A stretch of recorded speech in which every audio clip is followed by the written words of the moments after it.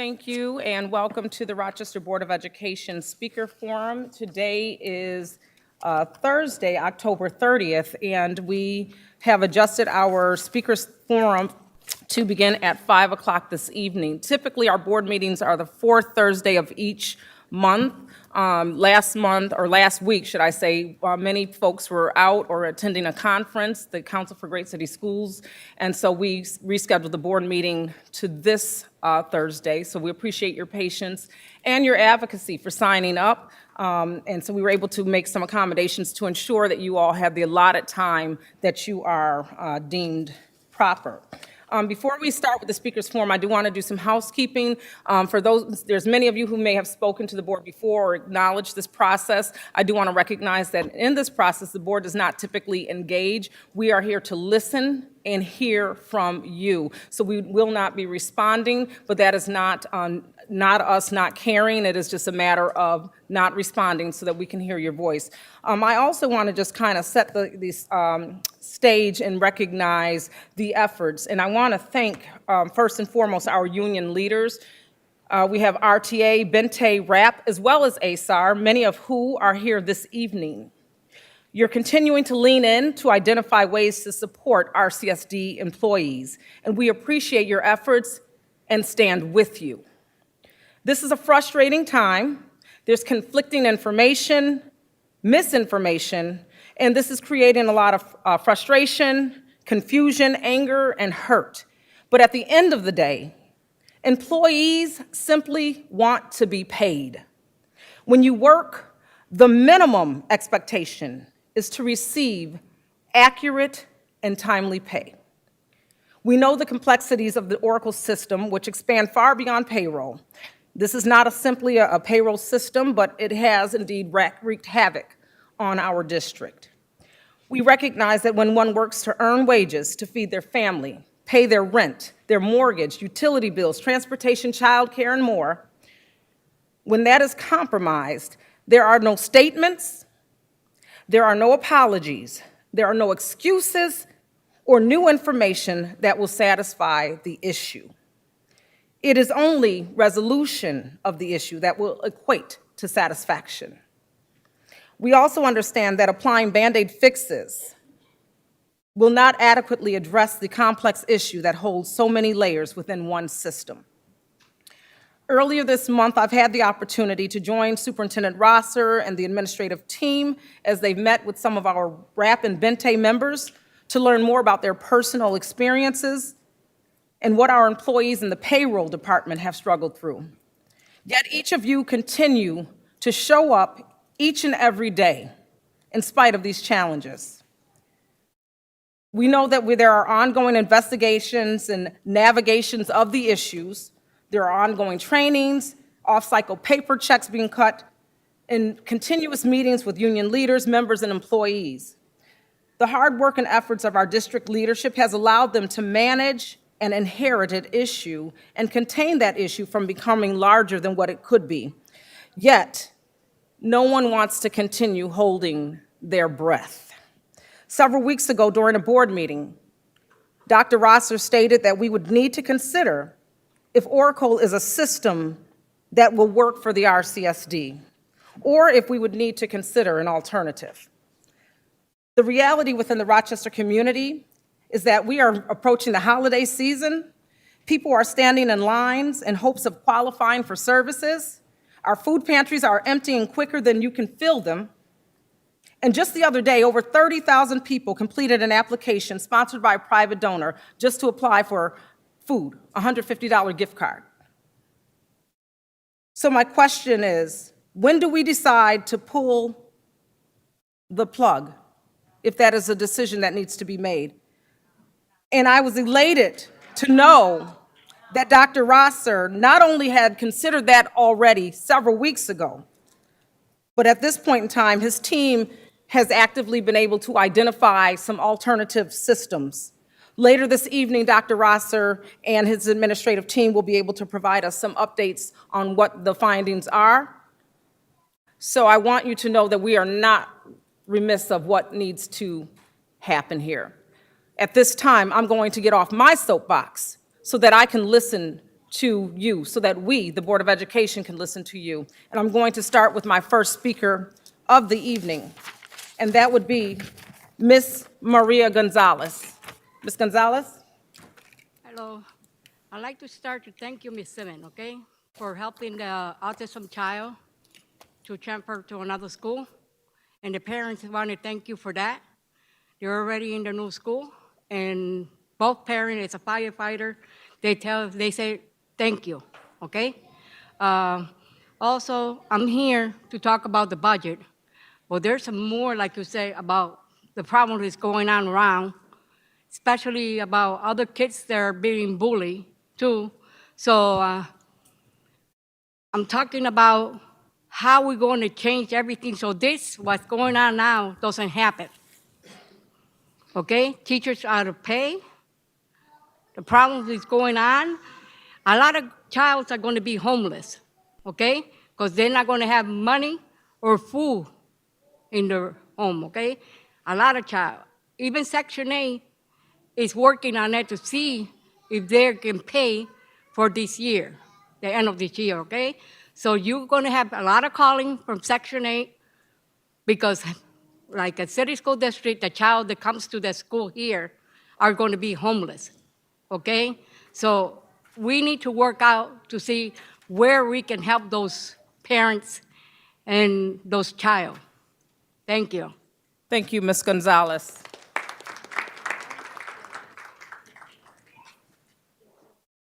Our next speaker for the evening is Ms. Lori Thomas.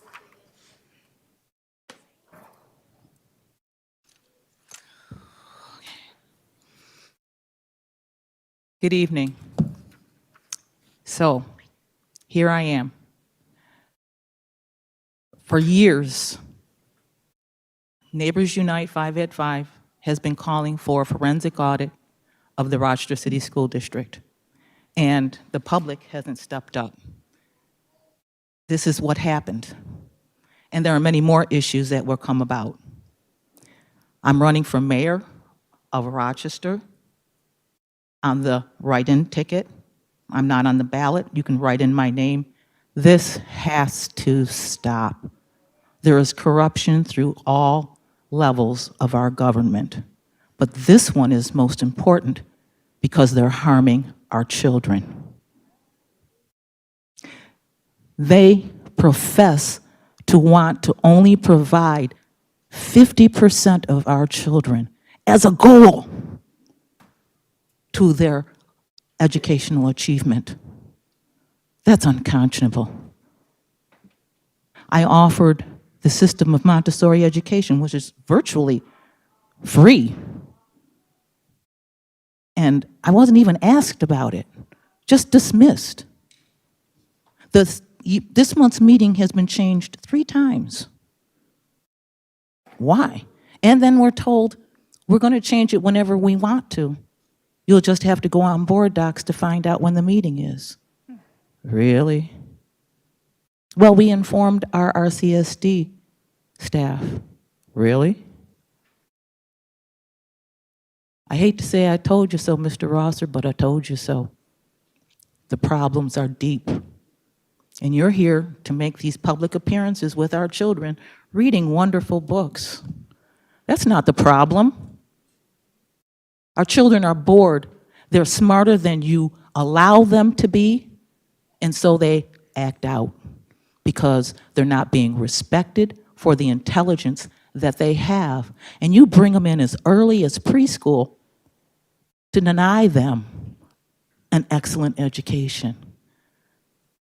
Folks, if you want to see change, you have to vote for it. You can't keep doing the same thing and expecting different results.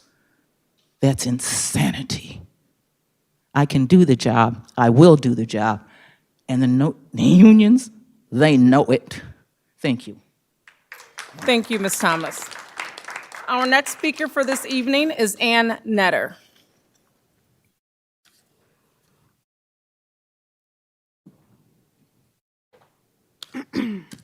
Good evening. Tonight, my 3 minutes is in response to the superintendent's report to the board on September 25th. I would like to speak as an educational leader, City of Rochester resident, Rochester City School District taxpayer. My motivation is and always will be the students. The first Friday of this month, I was at a Dollar Tree in the city. A young man, about middle school age, set some food on the conveyor belt and then ran back to get more food. When he came back, I said, "Would you like to jump ahead?" He said, "Oh, no." And I said, "Is this a school holiday? I used to teach. I just don't know this one." "No, I'm just taking a day." And he was polite. He smiled. He was bright. And I smiled back. And I said, "I get it. I was a teacher. I get it." Regarding Dr. Eric J's words about the many district resources for the Strive for 5 attendance campaign, at about 2 hours and 40 minutes into the YouTube board meeting recording from September 25th, with a direct reference to parent liaisons, school counselors, community school workers, and social workers, here's what I heard: "We want parents to reach out to us." We have a whole lot of individuals who are here that are present to address and identify the barriers in students' lives that may be preventing them from attending school. While best practice tells me stakeholders closest to the issue should be empowered to solve the attendance problem, and those stakeholders are the students. It's more than barriers. If we know best practice, it's aversion, it's disengagement, it's misconceptions. There's a host of items. This is a complex situation, not easy to solve. Rochester City School District, where are the restorative practices? They build from the ground up. No authoritative control, no top-down approach, structure, trust, respect, empathy, collaboration, and consistency are modeled in a safe space for students to build community and belonging, thus improving your culture and climate. Empowerment shifts the ownership to the learner.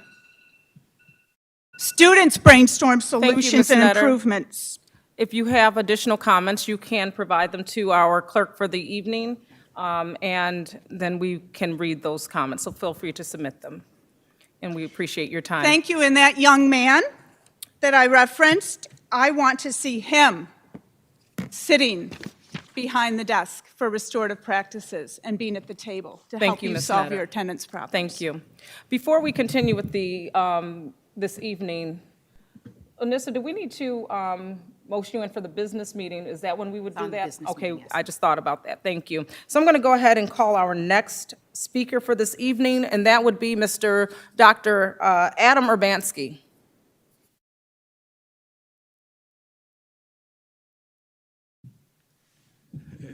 Good evening, Dr. Rosser and members of the board.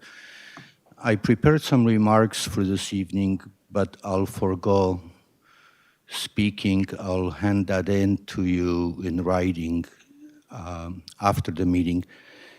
I would like to make as much time as possible for those directly affected by the fiasco that we're enduring right now, so that you can hear from as many of them as possible. Thank you. Thank you, Dr. Urbanski. Our next speaker is Ms. Susan Maxwell.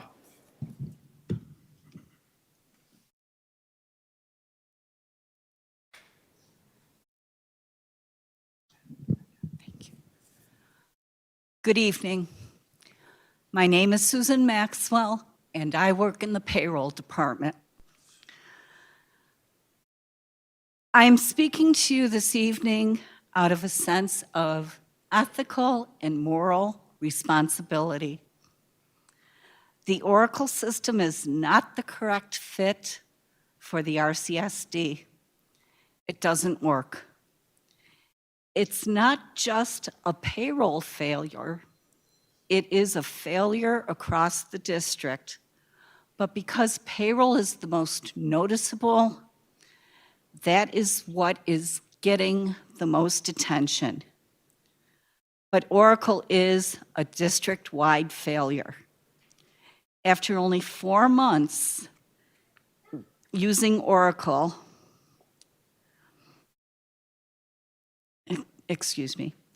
after only 4 months,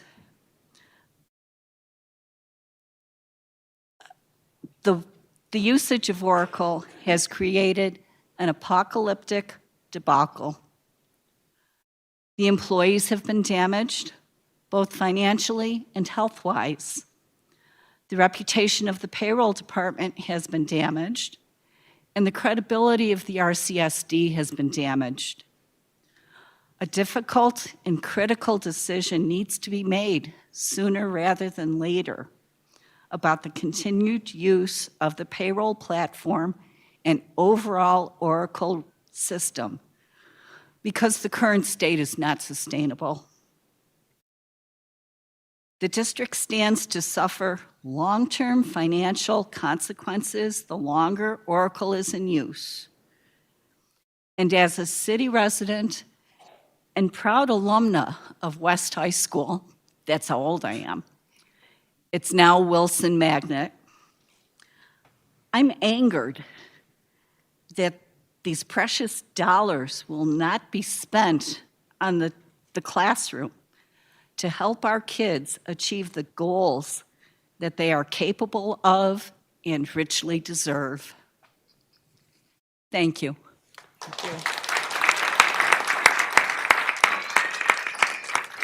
Thank you, Ms. Maxwell.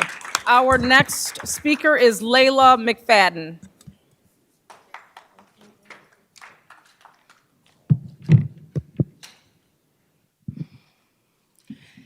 Good evening, everyone. My name is Layla McFadden, alumni and staff member of the Rochester City School District, and I'm here because I am beyond frustrated and tired.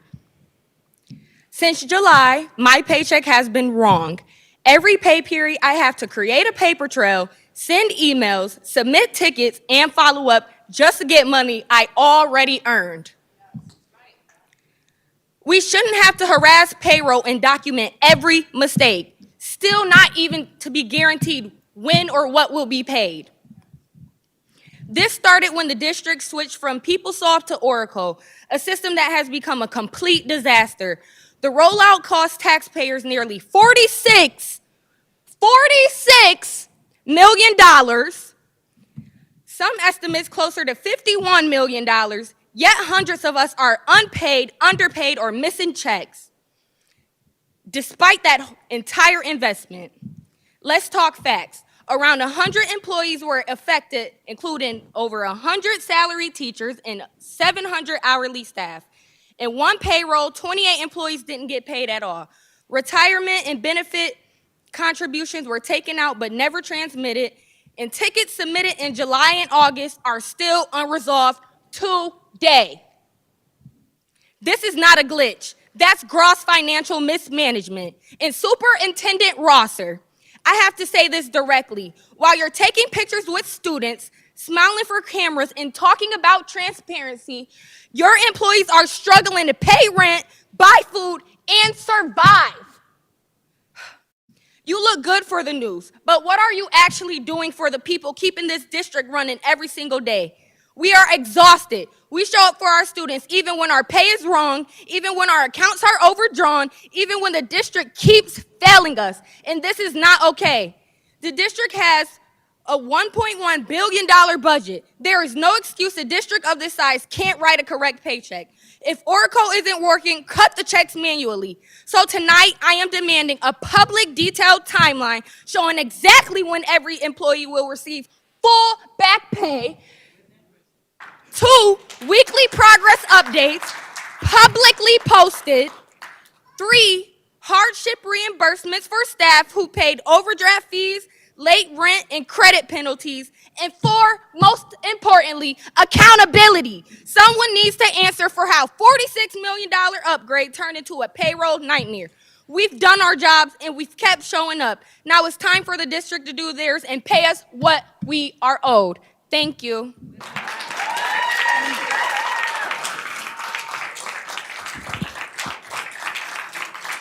Our next speaker is Anthony McCabe.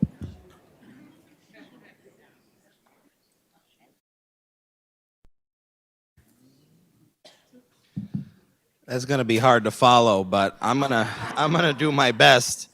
My name's Anthony McCabe. I'm a science teacher and RTA representative at Padilla High School. I'm speaking out today to shine a light on the issues we've been dealing with since July of this year. It seems like the public outside the district may not be getting a full picture of how widespread and varying the issues with Oracle have been and continue to be. Though issues may be fixed over time, new issues pop up each pay period, adding an extra continued layer of stress to all staff in RCSD. Some of the issues I've experienced personally or as an RTA rep over the last few months have been staff having medical deductions taken out in incorrect amounts, retirement deductions coming out of paychecks but not reaching retirement accounts, retirees having their insurance canceled even temporarily, retirees having their personnel files of 20 to 30 plus years go missing, retirees unable to substitute because of system issues, staff unable to sign up for professional development, staff sick and personal time missing or incorrect, but most importantly, RCSD staff not getting paid the correct amounts or staff not getting paid on time or at all. The most basic function of any workplace is to pay its employees. At this point, it's been 4 full months, and the district is still not meeting its basic obligation to its employees. The district unions are using their own funds to support Oracle-affected employees to make sure our union brothers and sisters can eat and pay their rents and mortgages. We were promised that the remaining Oracle issues be solved as of the 9/19 paycheck.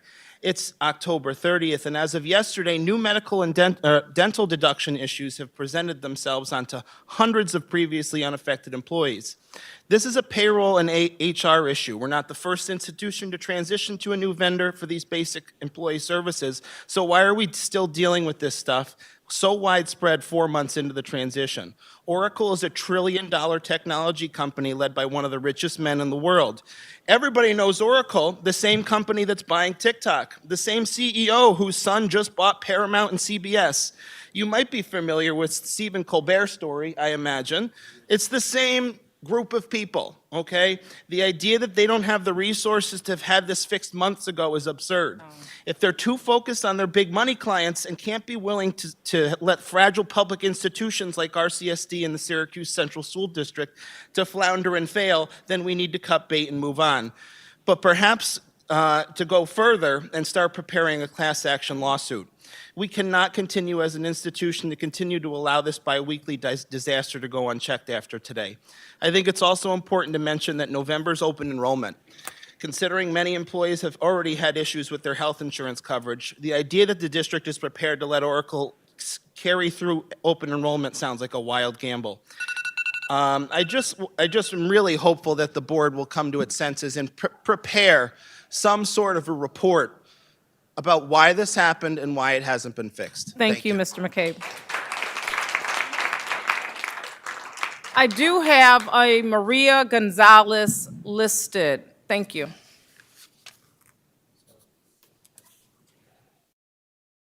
Good evening, everyone, and thank you for taking the time to listen to my words. My name is Maria Gonzalez, and this is my 26th year as a bilingual school psychologist in the Rochester City School District. As I sat at my desk last Wednesday morning, I felt my heart starting to race and the palms of my hands started to sweat. I was waiting to view my pay slip. That was the cause of my great anxiety. I want to let that sink in.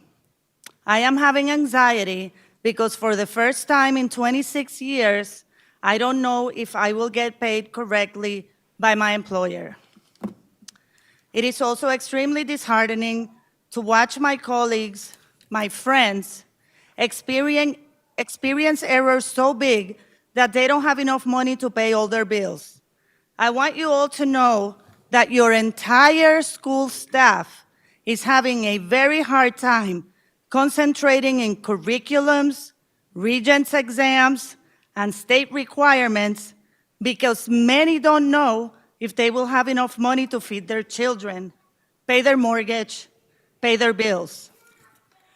Highly successful businesses and school districts have one thing in common. They prioritize their staff. So when they are at work, they can concentrate fully on their jobs and not if they have enough money to feed their kids. We've all made mistakes in life. It is time to acknowledge that Oracle has been a terrible mistake. We don't see a light at the end of the tunnel at this time. Problems are not getting better. The issues are not being solved despite what is being put out there. It is time for a new payroll service so we can go back to concentrating on our students and carrying the district's mission forward. Fix it now, please. Thank you. Thank you. The next speaker I have is Lauren Sparacio. Please correct me if I mispronounced that. Sparacio, did I say it? Good evening. I am Lauren Sprascio, and I stand before you today as an outraged educator for the RCSD. I'm a professional who has given everything to this district, only to be met with chaos, indifference, and disrespect. I have been directly impacted by the ongoing Oracle payroll disaster. It all started back in summer school. I worked a full program. I showed up every single day, gave the best to my students, and I did not receive a paycheck. There was no communication, nothing but confusion and frustration. I had to submit countless paper timesheets, call central office repeatedly, sent email after email into a void. Meanwhile, I still had bills to be paid. I was forced to rely on credit cards just to survive. My pay for July didn't arrive until September, 2 months later.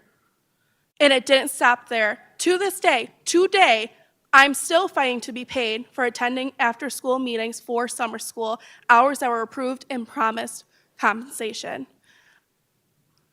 The response I keep hearing is, do you still have paper timesheets? No, I don't, because I've already submitted them because Oracle failed to work. Yet central office continues to shrug it off and act like it's my fault.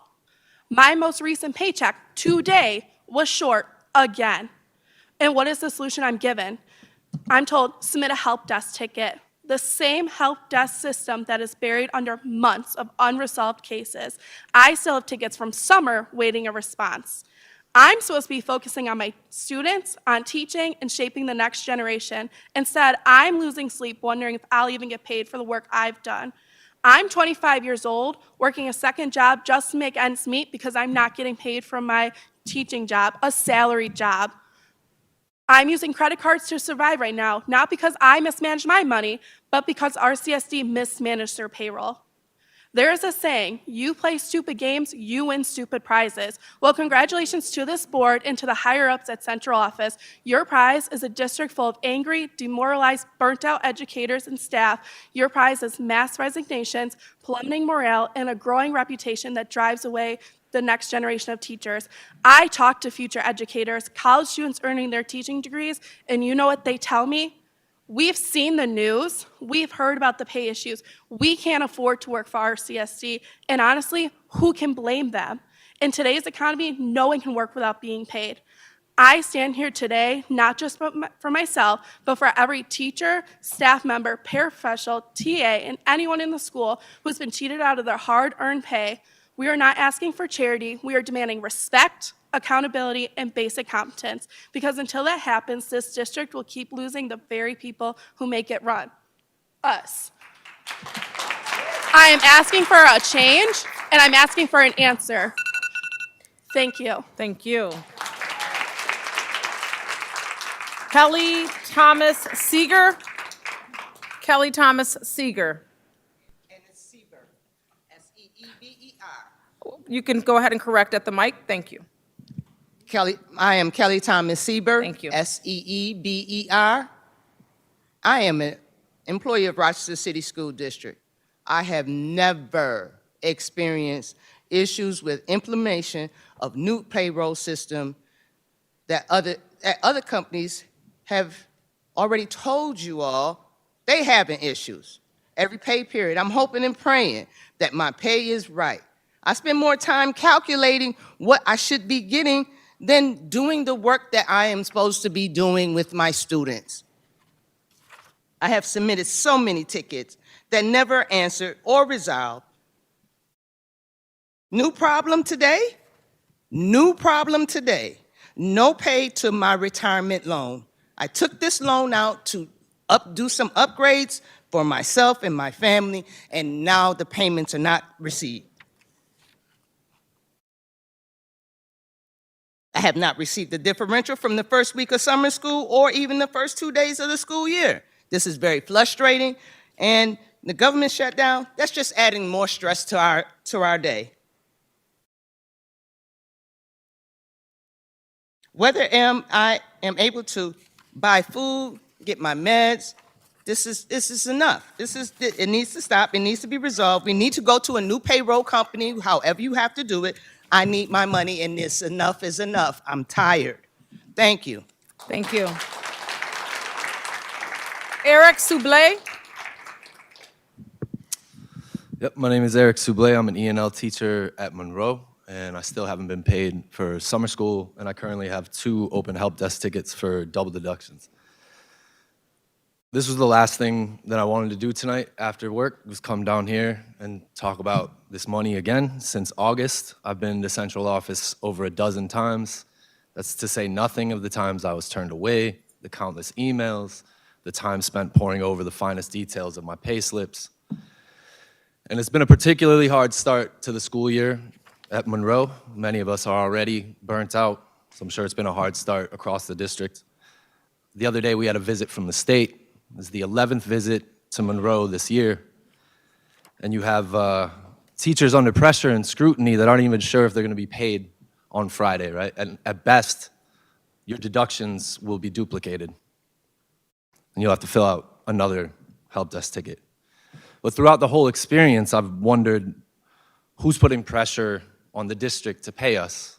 What scrutiny is the district under?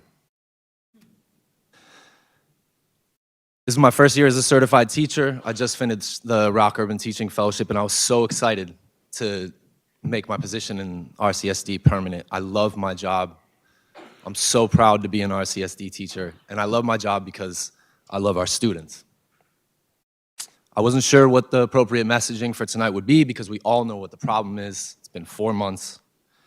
But what I eventually decided I needed people to understand was just how helpless this has all felt. Just how astounding the total lack of transparency and accountability has been.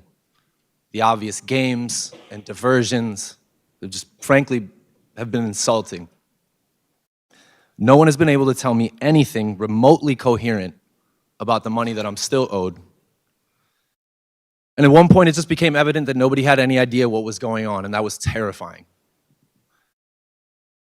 I was so touched to hear Ms. Maxwell, right? Your remarks. Somebody from payroll. This is the first time that I've, had any sort of confidence in the district. And I just can't believe I'm still asking to be paid. That's all. Just please, fix this. Fix this, yes, with interest. Thank you, that's all. Angie Ferris.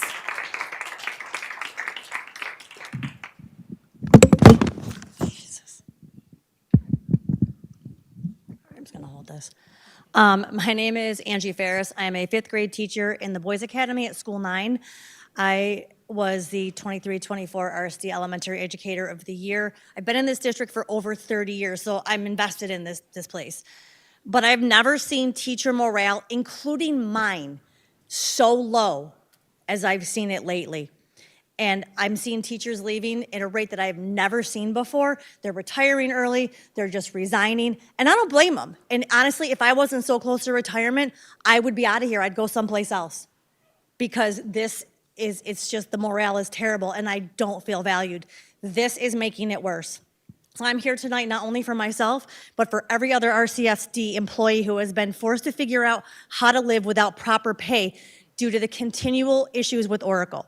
When I opened my check yesterday, I found that not only was I double charged for health and dental, but I was undercharged for state and federal income tax, Social Security, and Medicare.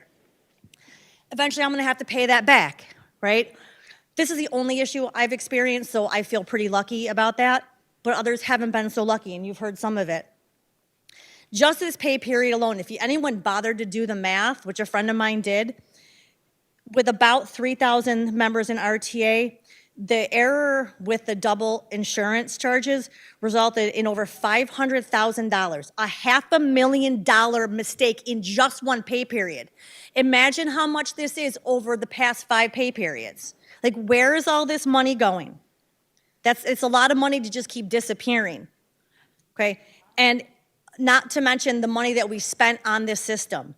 Where did it all go? We clearly have wasted a ton of money on Oracle. There are staff members who have worked full-time over the summer. They still haven't gotten paid. People are working summer school not because they want to, because they don't have a choice financially. They're expected to show up to work every day, but not get paid.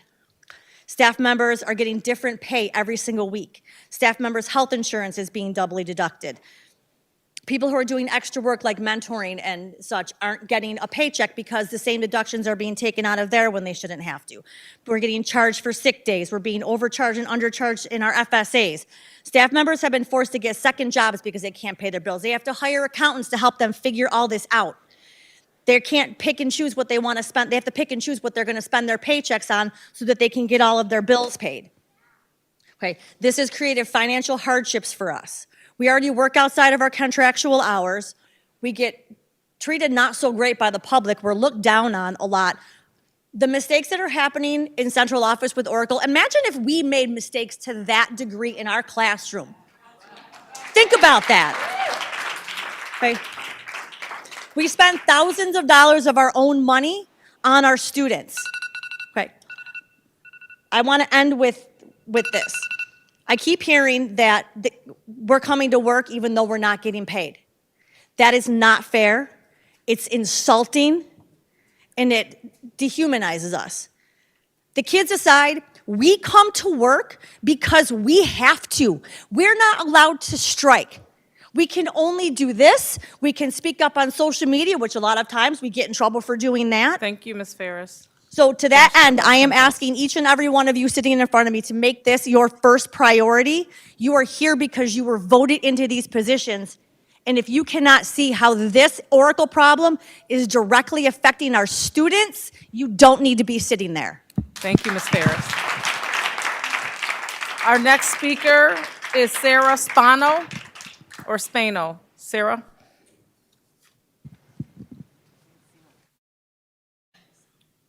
Hi, I'm Sarah Spano.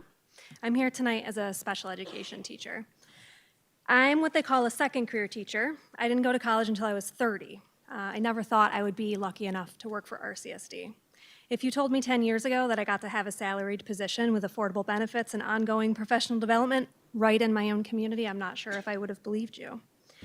I love what I do. I'm grateful for this job, for my students, and for my colleagues, and every day brings new challenges and new opportunities to learn. That being said, I never imagined that one of the hardest parts of this job would be to get paid correctly and to get paid on time. This is my 4th year with the district. I have a bachelor's and a master's degree and 2 years teaching elsewhere, which puts me on RTA's salary step 9. So I get paid $60,221 a year. After all of my deductions, which are an incredible privilege to have, by the way, I get paid $1,400 every 2 weeks. That number matters because for someone taking home about $700 a week, even missing just $200 is a big deal. That's a week of groceries, half of an RG&E bill, and if you ask my 5th grader, who's studying fractions, a third of my weekly pay. I first noticed issues with my pay from facilitating PD this summer. I received a $0 paycheck and negative hours listed for my time. It didn't make sense. I opened a help desk ticket. I was told my issue was escalated, and I've been waiting for a response ever since. I've included all of my communication with the district so that y'all can understand that I'm not exaggerating. There was a call for transparency from Commissioner Simmons earlier, which I appreciate. So I'd like to leave copies of this with you if possible. The payroll department has claimed to have fixed this in these emails that we get to the whole district. They have not. My last 2 paychecks have had hundreds of dollars unaccounted for. Again, I opened tickets as I was instructed, and nothing came of it. This is exhausting. I want to hang out with my kid. I don't want to act as a payroll specialist. I'm a teacher and a parent, and I'm trying to track down where my missing money went. Mistakes happen, I understand that, but what's unacceptable to me is the silence that has followed, the lack of communication, the lack of resolution, the lack of accountability. As of today, I have hundreds of dollars missing or possibly misallocated, 3 tickets to the help desk that have gone unanswered. Teachers and all the RCSD staff, members of ASAR, Bente, and RAP show up every day for our students. We meet them where we are, we problem solve, and we do not give up on them. It's time for the district to do the same for us. At the end of last year, I remember hearing at a board meeting, I can't remember if it was Commissioner Patterson or Malloy, but there was an implication that teachers are just in it for the money. And at the time, I was really offended by that. But I've come to realize that compensation is the basic function of employment. I love my work. Thank you. I'm proud of what I do. One of the latent functions of my job is to be able to contribute to the community in which I live. Thank But you so much. I'm not a volunteer. I and every employee of this district deserve to be paid correctly and on time. Thank you, Ms. Mono. The next speaker listed is Pam McMines. Ladies and gentlemen, Superintendent Rosser, I'm going to start with a fun fact, as I often do in my classroom. You are my 15th superintendent in my career. That is 17 separate terms, because, you know, sometimes we hire them back, we've got interims. In the 184 years that this district has had a charter, we have only had 36 superintendents. For my math teachers, there's a word problem in there that is unbelievable. So my name's Pam McMines. I am a very proud teacher, visual arts, at Rochester Early College. I have some of my students here. And right now, I am supposed to be at our girls' volleyball sectional game, but I'm here. So I'm going to just tell you a little bit about what my experience has been, because truly, I never thought this district could screw up this bad. And I've been here a long time. So my first paycheck, hey, I thought I dodged a bullet. It was good. I got it. I was like, hey, okay. Little problems, they fixed it. The second paycheck, I didn't dodge the bullet. I had a pay slip, but no money. Y'all thought I got paid. I did not. So I did all the things. I contacted my union. And by the way, Dr. Urbanski, great leadership. He has been my only union president and has taught me a great deal about leadership and how to fight for teachers and students. And I'm very proud to be an RTA member. So second payroll, I do all the things. I file the tickets. I hear nothing. In contact with my union. And they're like, they're saying they have a check for you. So I go down. Well, apparently, I got an email from the district, from Luxar, that went into my spam folder, which I now check every day. And so when I went to payroll, my paycheck had been sitting there. It had then been mailed. Okay, so it finally came in the mail 2 days before the next payroll that was, I'll get to that one. Now there's a hold on it because there's no connection that paper paycheck is a payroll check. So they put a hold on it, as they should, right? I mean, I don't know why you're all, just writing checks willy-nilly, right? That's how the bank sees it. So now I'm down, so I get that, and I want to say, payroll, those ladies who are put on the front lines at that reception desk are wonderful. Mm-hmm. They are kind. They are empathetic. They are trying to be helpful, right? And, we're coming in hot and heavy, some of us. Not me, but some of us. Okay, so the third payroll, same deal, but we discover the routing's wrong. So I do a deep dive into the routing. I find out that Oracle, we'll say, is using a routing number from 2007, 18 years ago. Okay? My bank says that first payroll was a fluke. They're looking into why that got deposited. I'm going to keep going because you deserve to hear this. So I'm going to give you 30 seconds to keep going, and then you can submit So your anyhow, comments. routing fixed 3 times. It defaults Matter to of the fact- routing number. Very little communication from any of the tickets. More tickets, more frustration. Last payroll, I had no pay slip, and 2 of my pay slips disappeared. Then I was gaslighted to say, oh, I'm just not reading them right. Guess what? I'm probably more of an expert in how to look at Oracle right now than anybody here. Well, except maybe us. So this morning, payroll is miraculously back. I have my pay Oh, it's only slips. 10? My routing number's correct. I am still not confident that my pay will go in. I All do want to trust be is- fair, Ms. all McMines, trust to is all broken. speakers. So I do respectfully ask that you submit the remainder of your comments. Want you to know what we could have spent $40 million on. I can let you know. We will let you know. Stay for the remainder of the conference or the conversation, because we will have an update. And so I do appreciate your comments, but I do want to make sure that I'm letting everyone have an opportunity to speak. And so at this time, the next speaker is Stephen Buck. Yes. Good evening, board members. I am Stephen Buck. I'm a special education teacher with the district for 21 years now over at Monroe High School and school number 44. I'm here to talk about the real-life impact that these payroll and healthcare deduction errors have had, particularly on employees like me living with a chronic condition, type 1 diabetes. For me, a stable paycheck and accurate health insurance are not just financial details. They are a lifeline, the difference between getting insulin and the supplies that I need or not. Since July, staff have endured missed or delayed payments, incorrect or double deductions, inaccurate leave balances, and seniority errors. When we report our issues, we're told to fill out an electronic help desk ticket and then hear nothing for weeks or months now. No update, no communication, and no reassurance. For a type 1 diabetic, these delays create a real risk. Insulin, glucose sensors, insulin pump supplies, they're expensive, and they need to be ordered regularly. It's not by choice. When my paycheck is short or my health care deductions are wrong, I'm left wondering, am I going to be able to afford my next refill? Where do I have to shave off so I can get what I need to survive?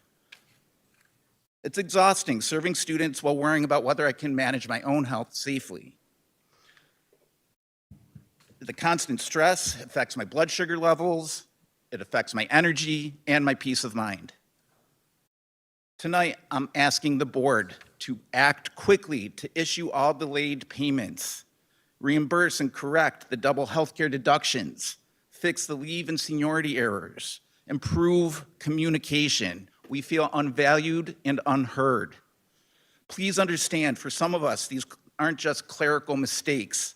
They're life-threatening disruptions that jeopardize our own health and safety. We give everything we have to the RCSD and our students.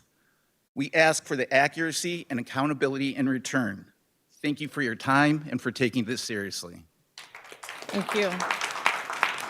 Our next speaker is, and please correct me if I mispronounce your name, Mr. Amatul Ahmad.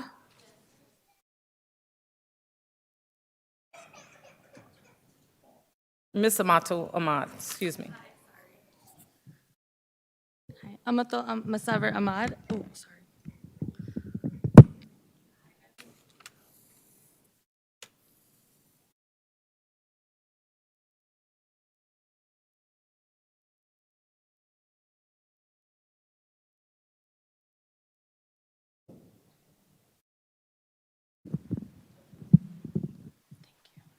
Good evening, everyone. I have been teaching in the Rochester City School District since 2008. I'm an ELA teacher.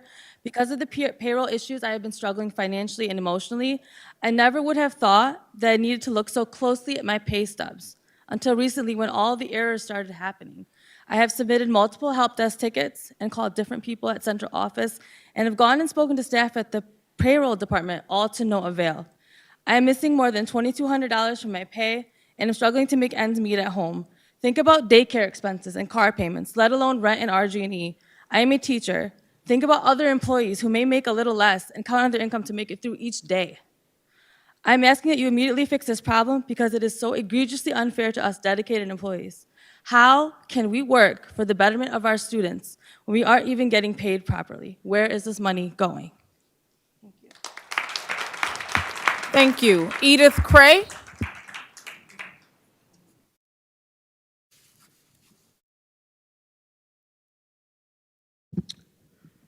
Good evening, everyone.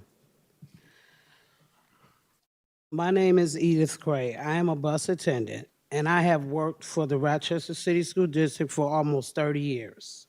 I'm a regular employee during the school year, but not during the summer. So I applied for work over the summer. Because I need that money year-round like we all do, I took out a loan from the New York State Retirement System. The loan is repaid through mandatory payroll deductions.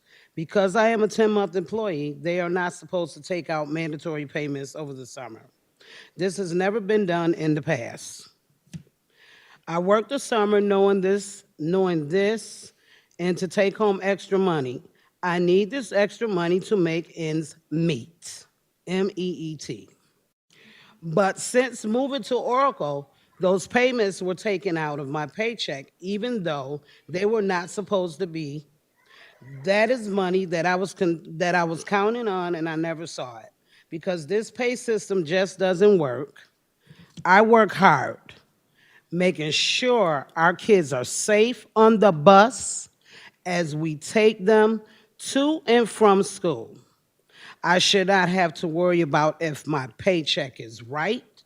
I should not have to worry if I am going to get all the money I have worked for, or if my sick days will be paid or anything else. I should worry about my job in the Rochester City School District.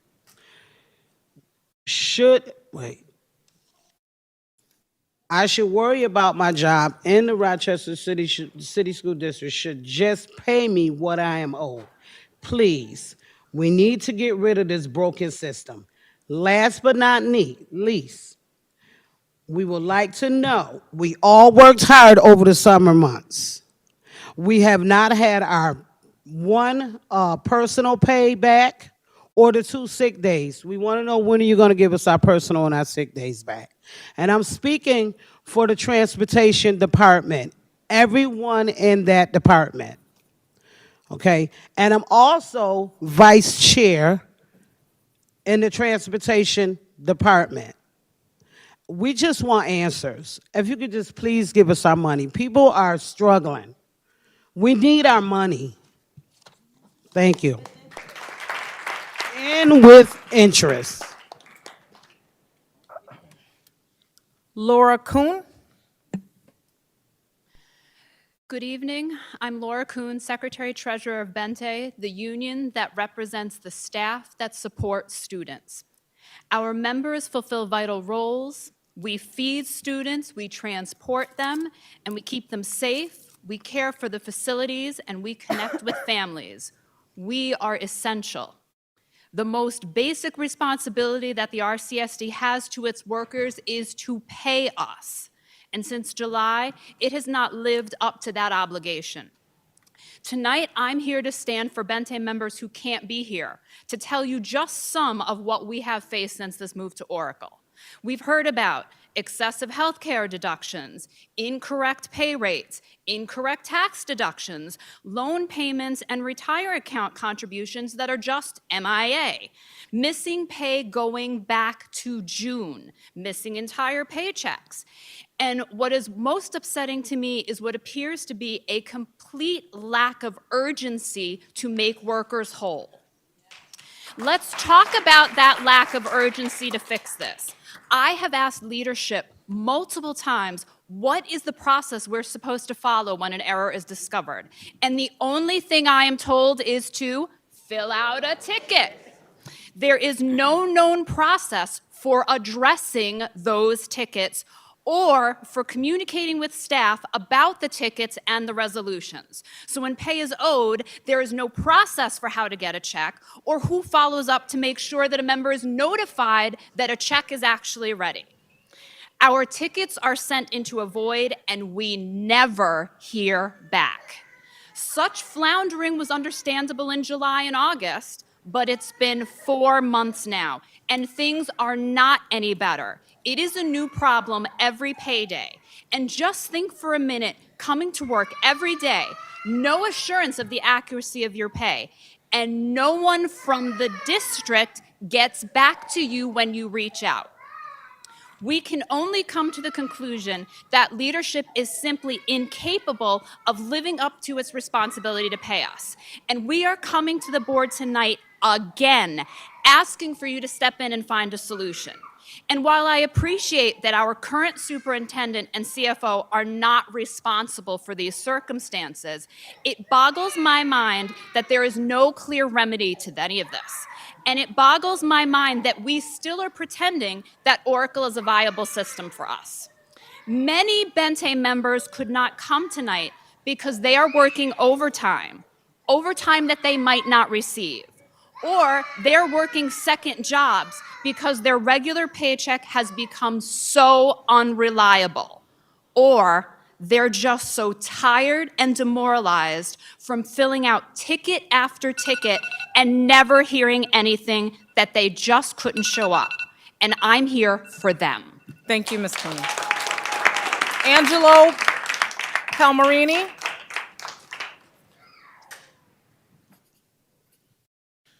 Good evening, board members, Superintendent Rosser.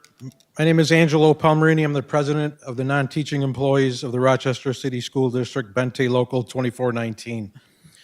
There isn't much more I really need to add listening to all these stories. These are real stories from real people that have experienced all these issues over the past 4 months. I believe it is time to move forward and stop kicking this broken can down the road in hopes of a miracle. A different option will not be a quick option. It will take time to implement, and we understand that. But at least there is a glimmer of hope that there is light at the end of this dark tunnel. Thank you. Thank you. Jack Dees. Good evening. My name is Jack Dees, and I'm a TA at Edison Tech. I sit on the board for our RAP union. I will address Oracle, but not belabor the points that we've already touched upon, but rather speak to the cause and effect. I want you to listen. I don't want you just to listen, but I want you to hear and feel the gravity of this situation for us. We have members dealing with homelessness because they were evicted from their homes along with their children who are students here in the district.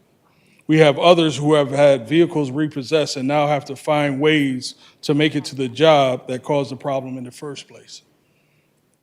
And then there's whispers of us having to pay back money that we've been overcharged or there's not even a plan for repairing our credit. We have others who have frequent food pantries and soup kitchens to feed their families because it's so hard to plan when you don't know if or when you're going to get paid. But we're told to be patient. We need you to hear and understand the hard truth because we have been feeling and dealing with this ever since the system was introduced in July. We are told that TAs and paras are the backbone of this district. They say, and I quote, "We couldn't function without you." But with the same face, you show honor and respect to others, saying, "We value enough to give you retention bonuses if you come back next year." We weren't offered this opportunity, but we're told to be patient. The disrespect is real. This is a contract year for our union, and we are asking the board and the district partners to partner with us to make us whole. equality, a living wage, and old-fashioned respect for what we do is just a few things that will be on the table. Hats off to the superintendent and his team for meeting with us and trying to right this disaster called Oracle. Respect to the other unions who are standing together in unity for all our staff members in this district. We are 865 members strong with between 50 and 70% of us and 100% of our parents who live in the city. We're not going to be silent any longer. We will fight for everything we deserve and obtain it by any means necessary. Patience is no longer in our vocabulary. Sharon Dow.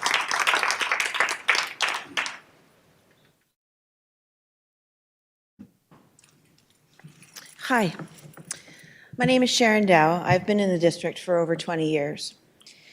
I teach high school English. I currently have over 180 students on my roster.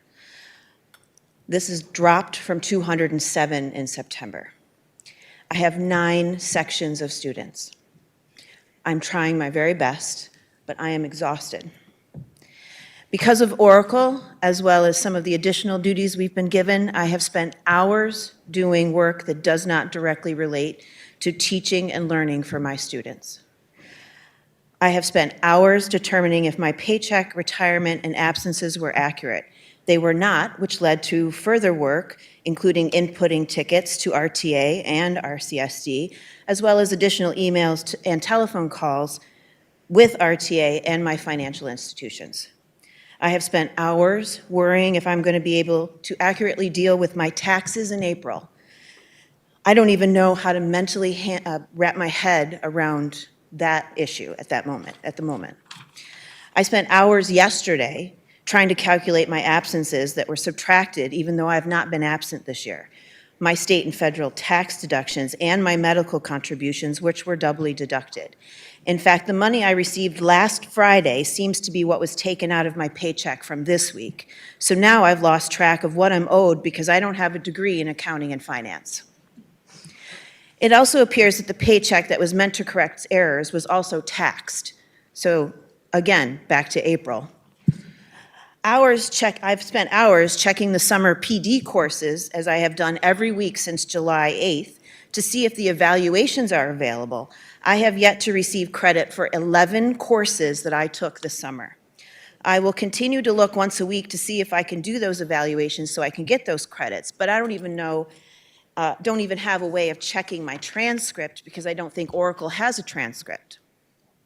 So how am I going to know if I've actually hit my 36 hours to get the incentive? We were not offered any PD opportunities in September and most of October. Shouldn't a concession be made? Especially since last year we had to complete all the hours by the end of May, which is now even less time. I'm expected to appear at the superintendent's conference day next Tuesday for the entire day in another building to participate in training for a program that I do not use. So instead of being treated as a professional and as an adult, I cannot make the informed and wise choice to work in my own building, getting things done that will directly relate to my students and their learning. That will be hours of my wasted time. I have spent hours sending emails and making calls to parents about attendance, tardiness, and not bringing materials to class. What happened to attendance clerks? I have spent hours inputting and following up on Chromebook tickets, including ones that were found to be with other students that were not on my roster. I'm going to just finish with the anxiety that this is causing me on a daily basis, and the anxiety of me having to stand here right now and talk to you is monumental and should not be happening. There are a lot of dedicated employees in this district, and you are not treating us with respect. Thank you, Ms. Dow. Kyle Crandall.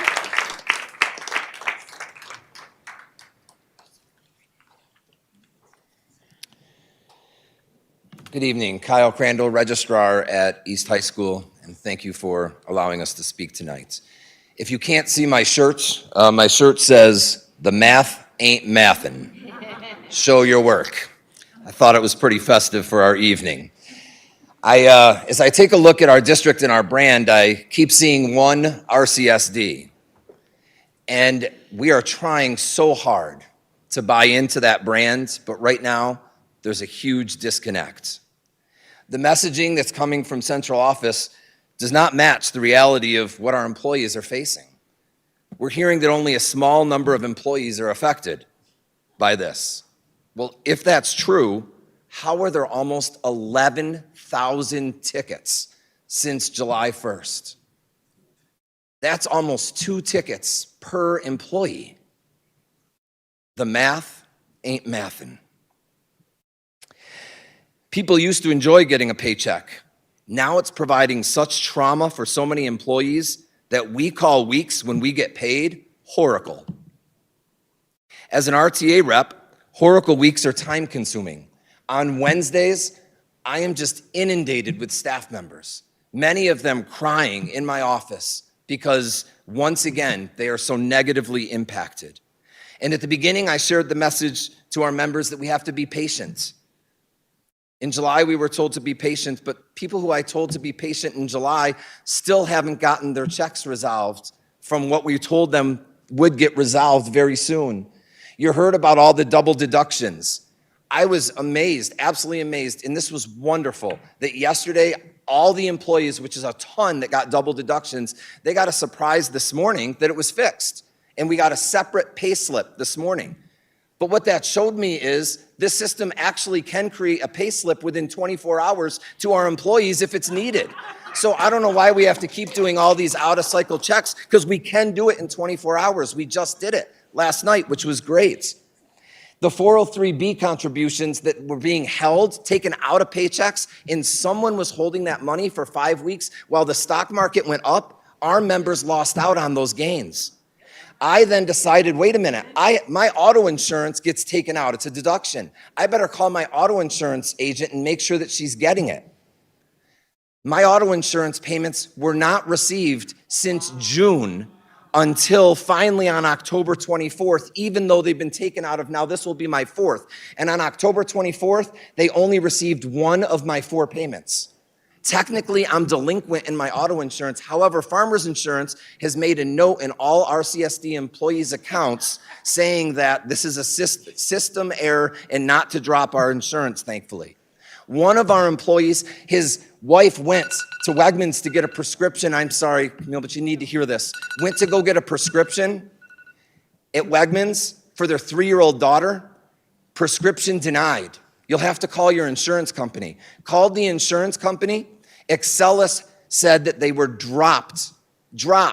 The spouse and the daughter were dropped on October 4th. This was October 15th. The RCSD dropped them. They had no health insurance because of Horacle for 10 days. So as I conclude, we need this board and the administration to put an end to this Horacle nightmare so we can all become one RCSD. Thank you, Kyle. Rebecca Nagar. Is Rebecca Nagar? Ishanti Manley?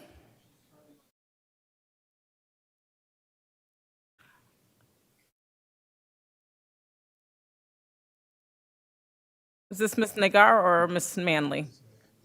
Okay. Ms. Manley, can you hear me okay?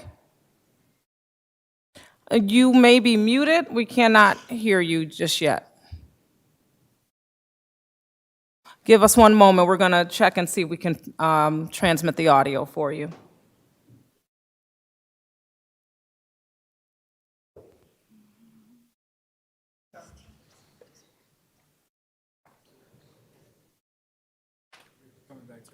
Try it again, Ms. Manley? Not yet? Okay. We appreciate your patience. We have a few other speakers. We're going to go to the next speaker, if that's okay with you, while our AV folks try to work on your audio, and then call you after the next speaker to see if we can get that rectified. Does that work for you, gentlemen? Did I give you enough time? Say that again? She's good on your end. Okay. And she's unmuted, showing unmuted? Okay. We're going to go to the next speaker, and I'll come back and see if we can make that work for you. Ms. Manley. Thank you. I'm going to go to Brianna Villon.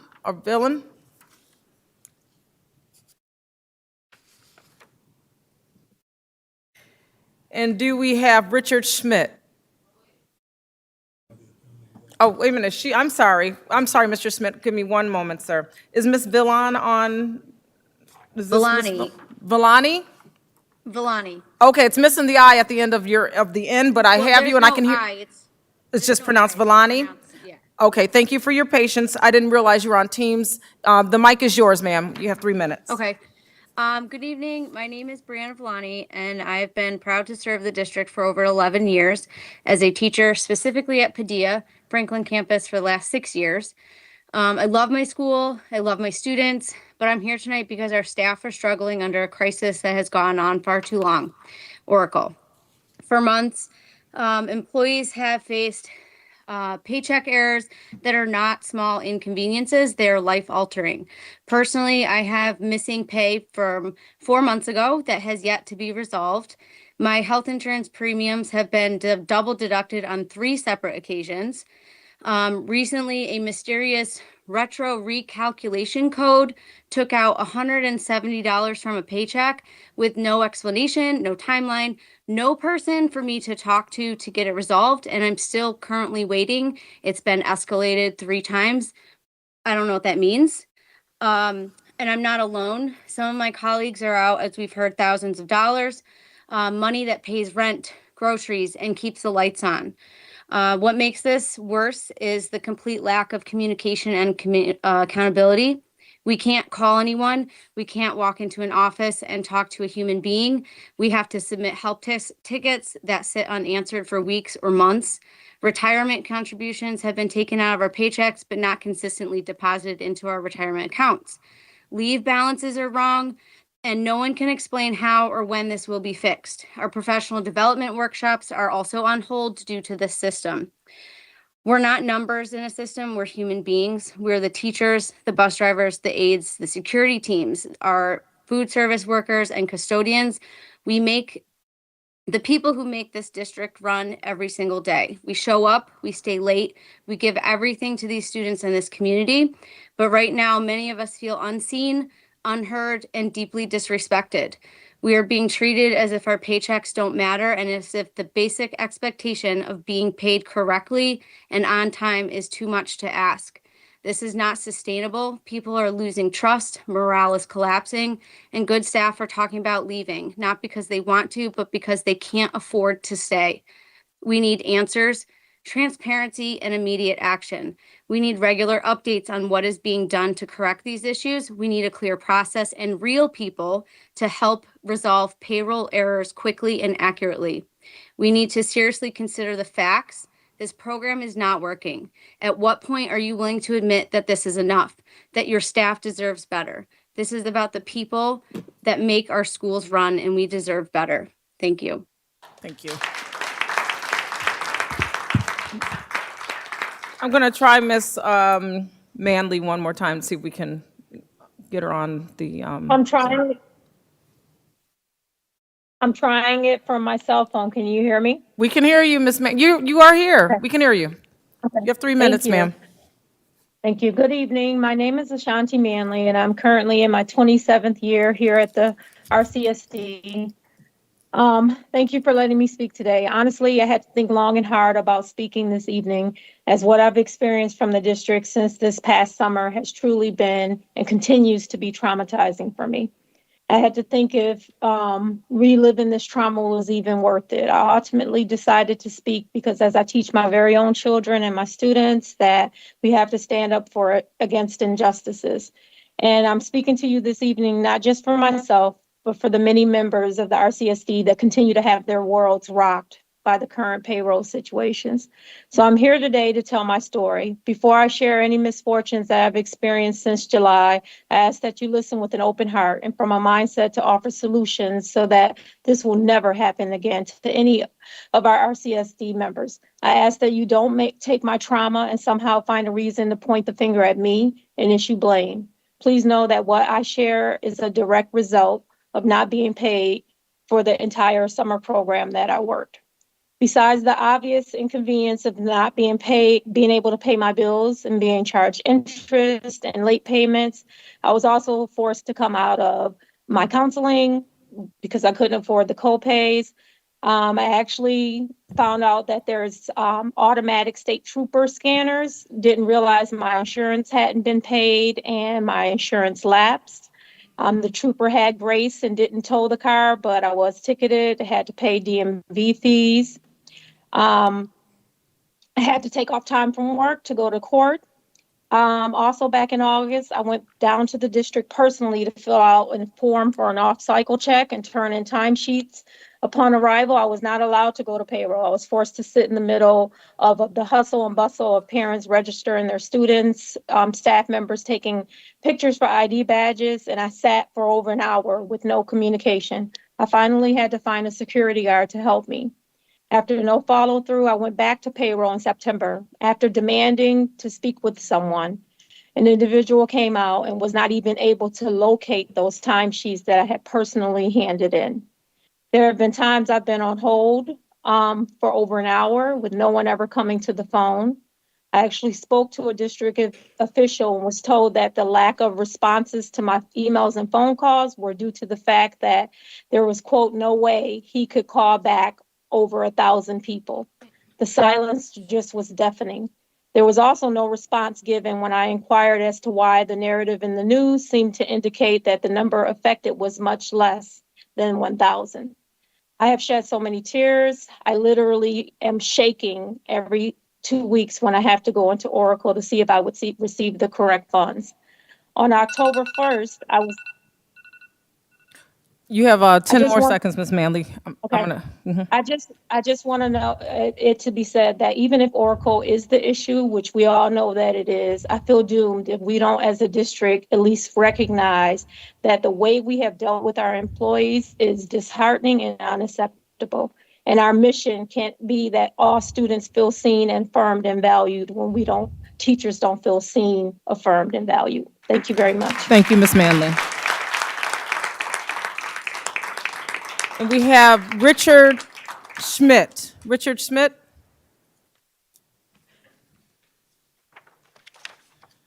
Good evening.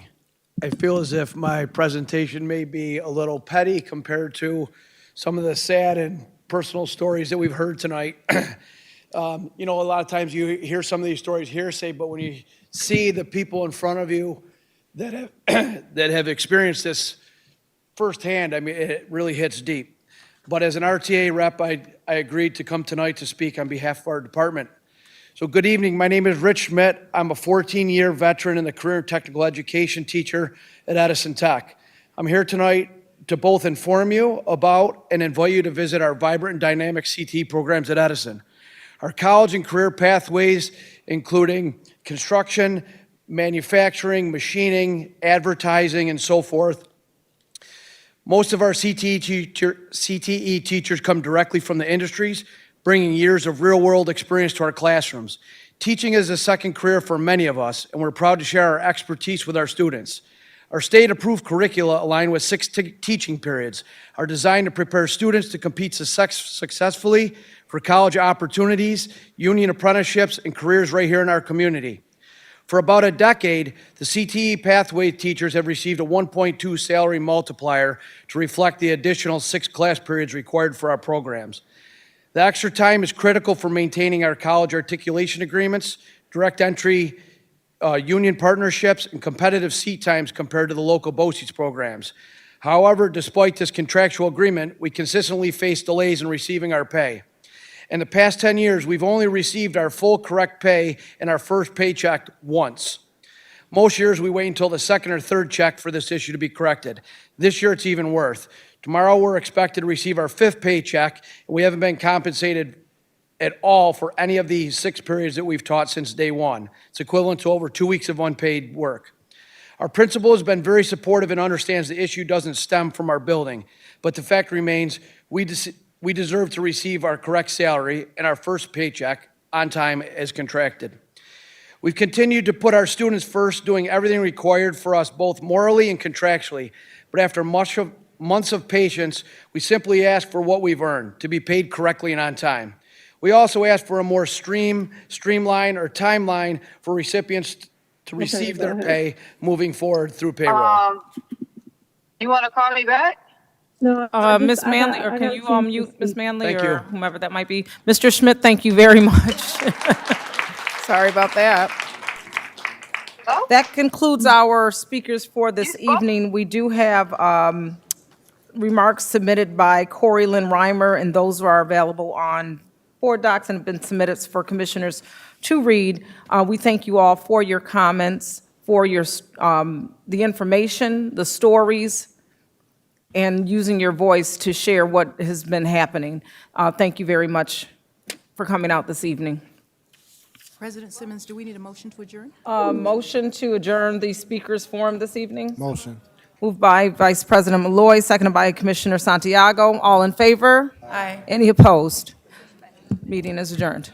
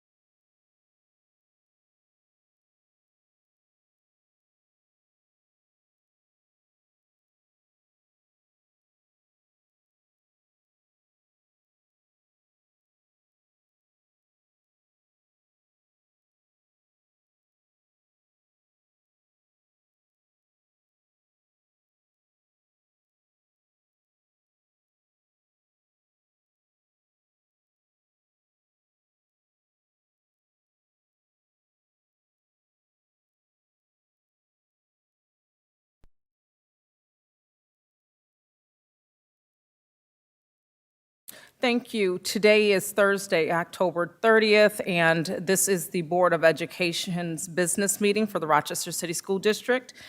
At this time, I'd like to call the meeting to order and ask for Vice President Malloy to lead us in the reverence and pledge of allegiance to the flag.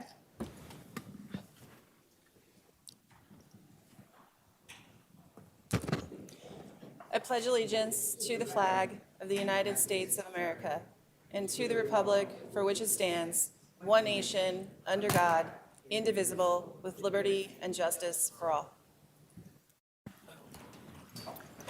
Thank you, Vice President Malloy.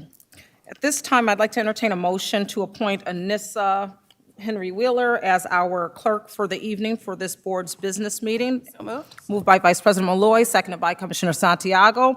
All in favor? Aye. Any opposed?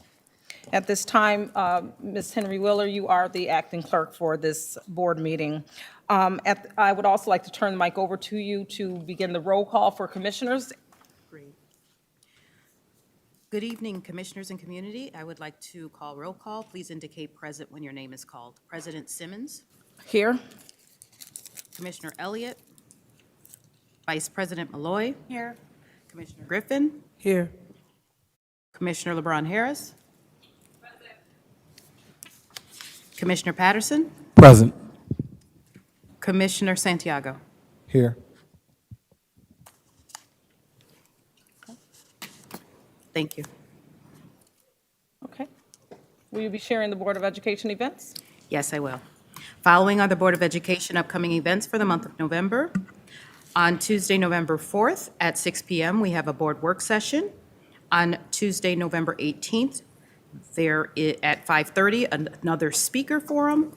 And on Thursday, November 20th at 6 p.m. is the monthly business meeting.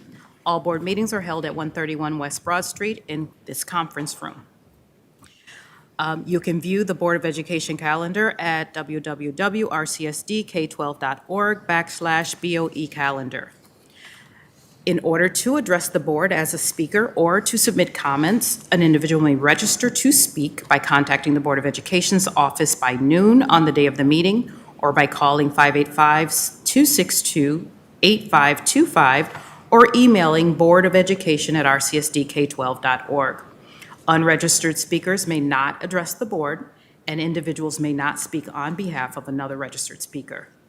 The following information is required when you call or contact us: the name, phone number, home address, affiliation, and the topic on which the individual would like to speak. Individuals who do not reside in the city of Rochester do not have the privilege of speaking at meetings unless a special exception is granted by the chair of the meeting. Each registered speaker may address the board up to 3 minutes. Speakers may utilize translators, including American Sign Language, and may address the board up to 6 minutes, which includes 3 minutes for the speaker and the remaining for translation. Thank you. Thank you, Clerk Wheeler. At this time, we are at the acceptance of minutes portion of the agenda, and I'd like to entertain a motion to accept and approve the minutes for the September 9th work session, September 25th, charter school public hearing, September 25th, another public hearing for charter, and the September 25th business meeting minutes. So moved. Moved by Vice President Malloy, seconded by Commissioner Griffin. All in favor? Aye. Any opposed? The minutes carry. And we have a report from our Student Advisory Council. Elijah, are you ready, sir? Yeah, I'm just getting it off my phone. I don't have the paper version with me today. I could. I just better read it off my phone. Sorry. Ready. Good evening to you all. As we come to the end of the marking period, I wish everyone a happy Halloween and A's on all of your report cards. The opening part of the school year will always be the hardest, and with the senior slump being right behind it, I encourage you all to continue the theme of striving for 5 this year, even when hardships hit harder and restless nights keep us up even more. What appears to be the theme that's been following me around this month has been culture. With the things like Hispanic Heritage Month, congratulations to the 36 students, Native American teachings in my English class, and the idea of changing existing cultures for the better, I've become aware that the concept of when we invest into one culture, there's at least two or more that get neglected. With this was one of the opener discussions on our SOC meeting that we had on our third official meeting, where schools that were in attendance had addressed positives and negatives for their school. For example, our Monroe representative stated that the athletics getting the major spotlight leaves a lot of low light funding for the schools related things such as homecomings and their student government. Where am I at? Other schools who were in attendance also had a wide range of positive spotlights that led to the neglection of other cultures, groups, and even information flows within their schools. The neglect of recognition for other groups was something that was also felt as if that was discussed within the policies of the SOC.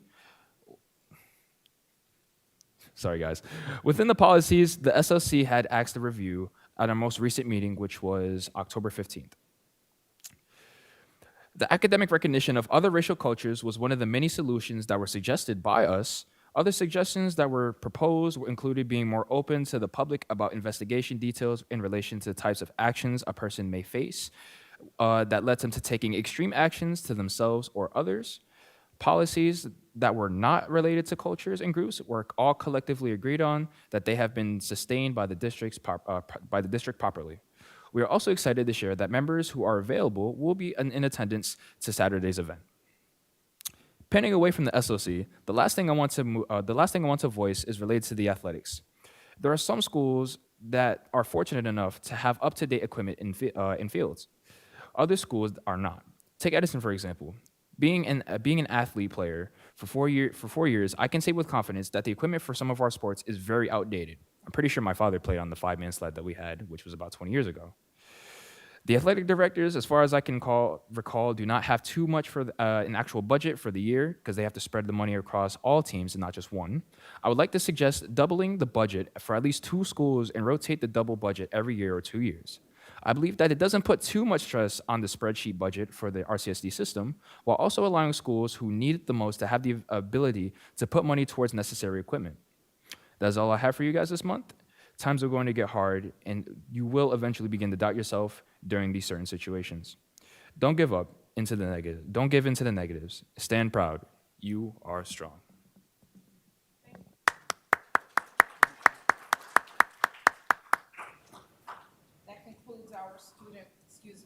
That concludes our student report for this evening. I do not see any other advisory reports at this time.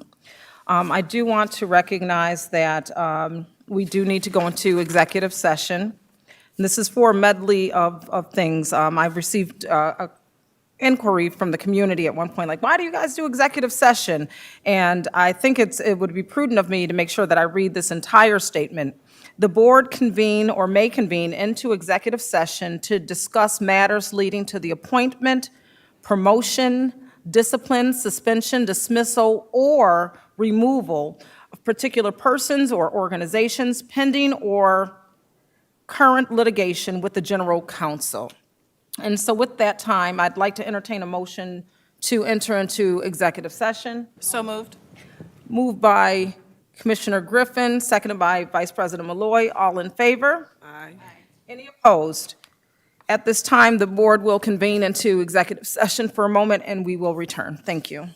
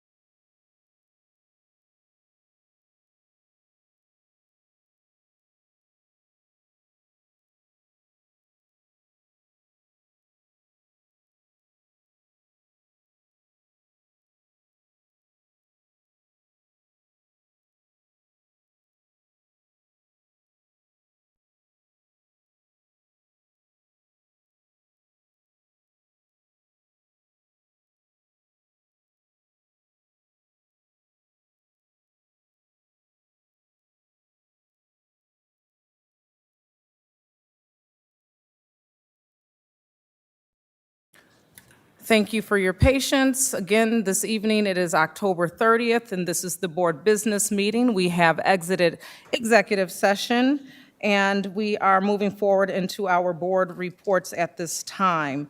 I would like to invite our finance CFO, Mr. McDowell, to present the monthly finance report. And this would be the October 2025 unaudited financial report and quarterly change order reports.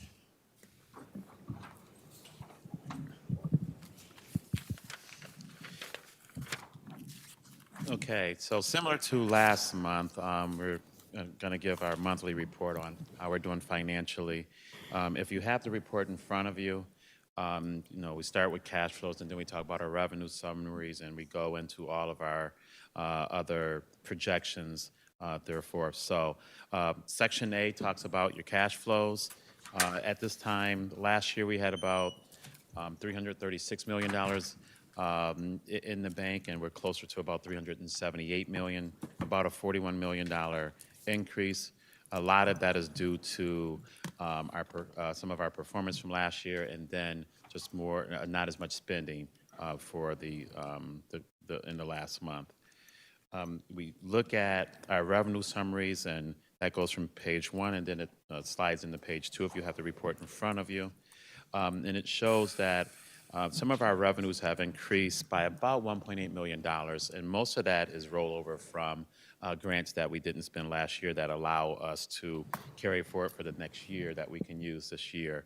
And the goal, obviously, is to spend all of your grant monies, but the good thing is that if we don't spend them all, the state allows us to carry them over to the current year.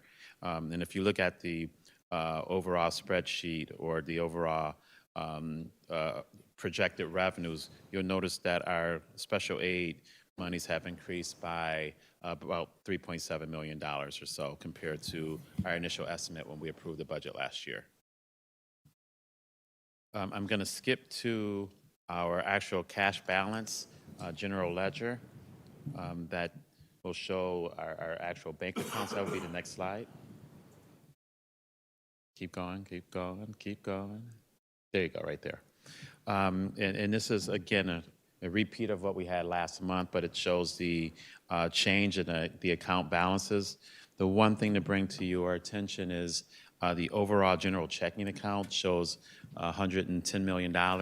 That's before we actually moved about $80 million of that to our NICLAS account for investment purposes. So we received a $80 million deposit from the state literally on September 30th. So on the next day, you'll see it in the next, when we do the October statements, you'll see that number decrease, and you'll see those monies move towards our NICLAS investment account. Again, when you look at the totals, about $403 million in our cash balances, but that also includes special aid and cash and deposit accounts and some debt and capital money inclusive. The next slide will show the actual cash flow itself. And if you notice for September, that $377,950,000 number matches the initial amount on the first page, because obviously these have to balance. And our projections are conservative, but we expect to hopefully have closer to $400 million in the bank towards the end of the school year.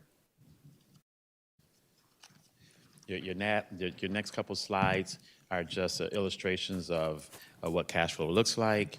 And then if you move forward, you start to get into your revenue summary and your profit and loss.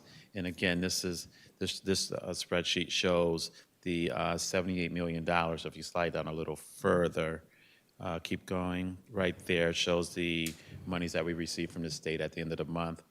For the most part, we don't receive many revenues in August and in July, but in September, state aid starts to flow in. As we move further into the report, you'll start to look at our, in the highlighted sheet, not this one if you keep going, you'll start to see our profit and loss statement, like our P&L we call it. And this is what I really paid much attention to. It lets me know what we have available, what we've spent so far, and what we have remaining to spend for the year. The most important part here, if you compare this to last month, is our staff is back in. So you'll start to see more expenses for your salaries, because now we're within the thrones of the school year. So you have 3 or 4 pages of those.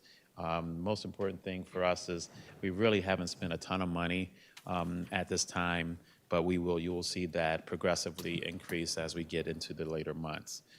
You have about 20 pages of journal entries here, nothing out of the ordinary. A lot of our grants have started up, so you're starting to see spending there. Food service, you'll see spending there because our kids are back now. And then you get to the last page, and we talk about our charter school tuition, which is on page 34. And it gives you an illustration of how many students we expect to pay tuition for. At the start of the year, you see that number was about 8,100, and we're expecting that number is going to be closer to 8,800 at the end of the school year. And you can see that will cause a slight increase in our projection from last year to this year of about $12 million. Any questions? Any questions at this time on the reports presented? With no questions presented, I'd like to entertain a motion to approve the October 2025 unaudited financial report and quarterly change order reports. So moved. Moved by Vice President Malloy, seconded by Commissioner Patterson. All in favor? Aye. Any opposed? Motion carries. Thank you, Mr. McDowell. Got it. Next on the agenda is the President's report. I'll be very brief. This is a verbal report, just giving you an account of some of my engagements for this particular month of October. I want to start off by shouting out our former Student Leadership Congress President, Hazel Roberts, who actually I got a surprise call from her today, or this afternoon, actually. She's doing well at Hampton University, and she's doing A's and B's and working in business, and so it was a delight to hear from her, catch up with her, and see how, I can potentially even support and keep her encouraged. So I just wanted board members to get that update. Hazel's doing great. I also attended the Monroe Community College Foundation, the President's Circle with Dr. Bertnana. It was wonderful to hear all of the great things that are happening at Monroe Community College and how our students can take advantage of those pieces. And so just wanting to keep a pulse on that. Met with a Citizens Action representative, and we'll be continuing to do some work with those individuals to just update them on district spaces and help them understand what we're doing here. Earlier this month, I was able to go to an evening with RAP and Bente members. I was able to join along and just observe and hear how they've been impacted by Oracle and get those stories. There was also a Latino parent conference at the David F. Gant Center a couple Saturdays ago over on North Street. That was wonderful and well-attended. In my opinion, I thought it was well-attended, but they did let me know, hey, these rafters are usually full, and so they gave me the realities of how much better it was attended in the past. Also, the Food Link Community Farm, they had a ribbon cutting a few Saturdays ago that was wonderful to see, and the opportunities to, again, connect as a district and what opportunities are available to our students potentially, and so I'm excited to see more. I did also take a moment to meet with Council Member Miguel Melendez. I met with our President of the Legislature, Versha Roman. We also attended the Council for Great City Schools Fall Conference, and that garnered a lot of great information. I'll share that later on. During that time frame, I did have an opportunity to catch up with Regents Hale and Norwood to get an understanding of what is taking place at the state level. I've also recently met with Senator Jeremy Cooney and Assemblymember Harry Bronson. Today, they had the REOC Community Leaders Breakfast over at the REOC location. lots and lots of opportunities again for our students. Also present were Commissioners Elliott and Commissioner Patterson. And then it was a full day. There was the Oasis ribbon cutting at the Common Grounds Coffee. That was wonderful to see, entrepreneurship and customer service opportunities. And while there, had the opportunity to take a look at the Families in Transition program. This is the program that helps our McKinney-Vento folks. We recognize that the grant that supported this particular program was absolved, and they are now under Title I. So that, for commissioners, is something we may want to consider as we go into budget deliberations in regard to what is happening. And that completes my president's report for this evening. I do want to move on to Superintendent Rosser at this time. So thank you very much, Board President Simmons, for your report. My report is really a reflection of the work that continues to happen, the good work that continues to happen in the Rochester City School District.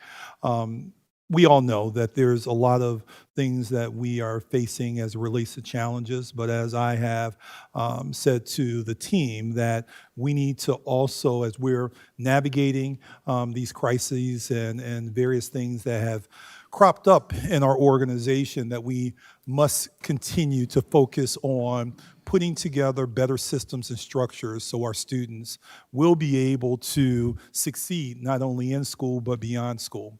Today's presentation is a presentation that I believe I promised back in August, or end of July, beginning of August, to the board when we were discussing one of our policies that spoke to college readiness for our students. I indicated that we were in the process of putting together a college readiness framework, more specifically a college career and military readiness framework, and that I was joined by the illustrious Marlene Blocker in helping to thought partner this framework. Please note that this is simply a framework. There's a lot more work that needs to be put into this framework, a lot more partnerships that need to be connected to this framework, and a lot more internal work that we need to do to make this framework a reality. What we're presenting to you this evening is simply the framework. There's going to be work that continues throughout this year as we look to develop our 26-27 budget. It will most certainly be able to support this framework in us exercising, preparing our children for college career, and for those who want to serve this country in the military capacity to be able to have opportunities there as well. So with that being said, I'm going to turn it over to everyone's favorite, Marlene Blocker, to lead us in this presentation. Good evening, President Simmons, Vice President Malloy, fellow commissioners in the Rochester community.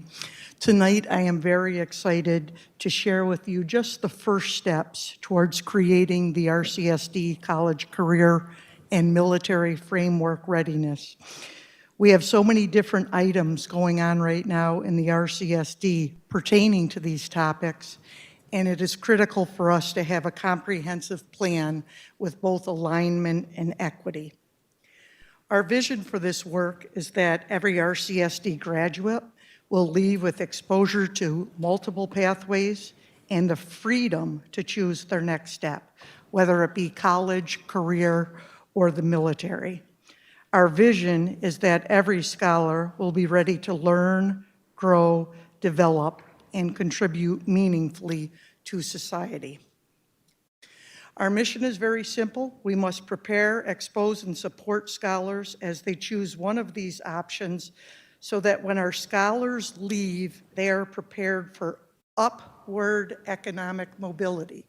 I just want to say that one more time, upward economic mobility. Our goal should not simply be to have our kids leave. We want to have them leave with true options for success to change circumstances. I've selected some specific data that I want people to see. And on this data, it's just from the past 2 years, and it's compiled pertaining directly to what we're talking about. Our graduation rate was 62.6% and 61%, But what many people don't understand is from that graduation group, only 20% of our total number of kids went on to college. 20%. We had 34 and 26 dual credit offerings, and we had 480 and 572 scholars earn at least one dual credit. So you'll notice that some scholars earned dual credits in high school and didn't even go on to college.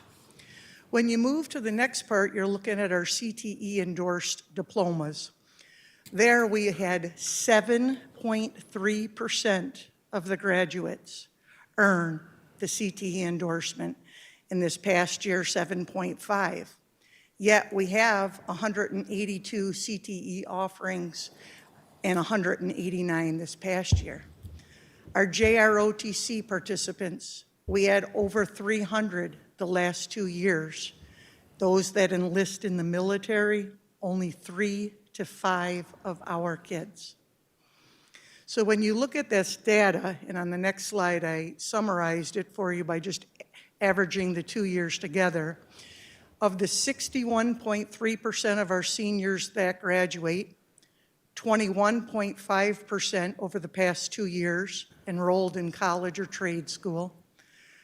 We hope 78% entered the workforce, and we know that less than 1% enlisted in the military.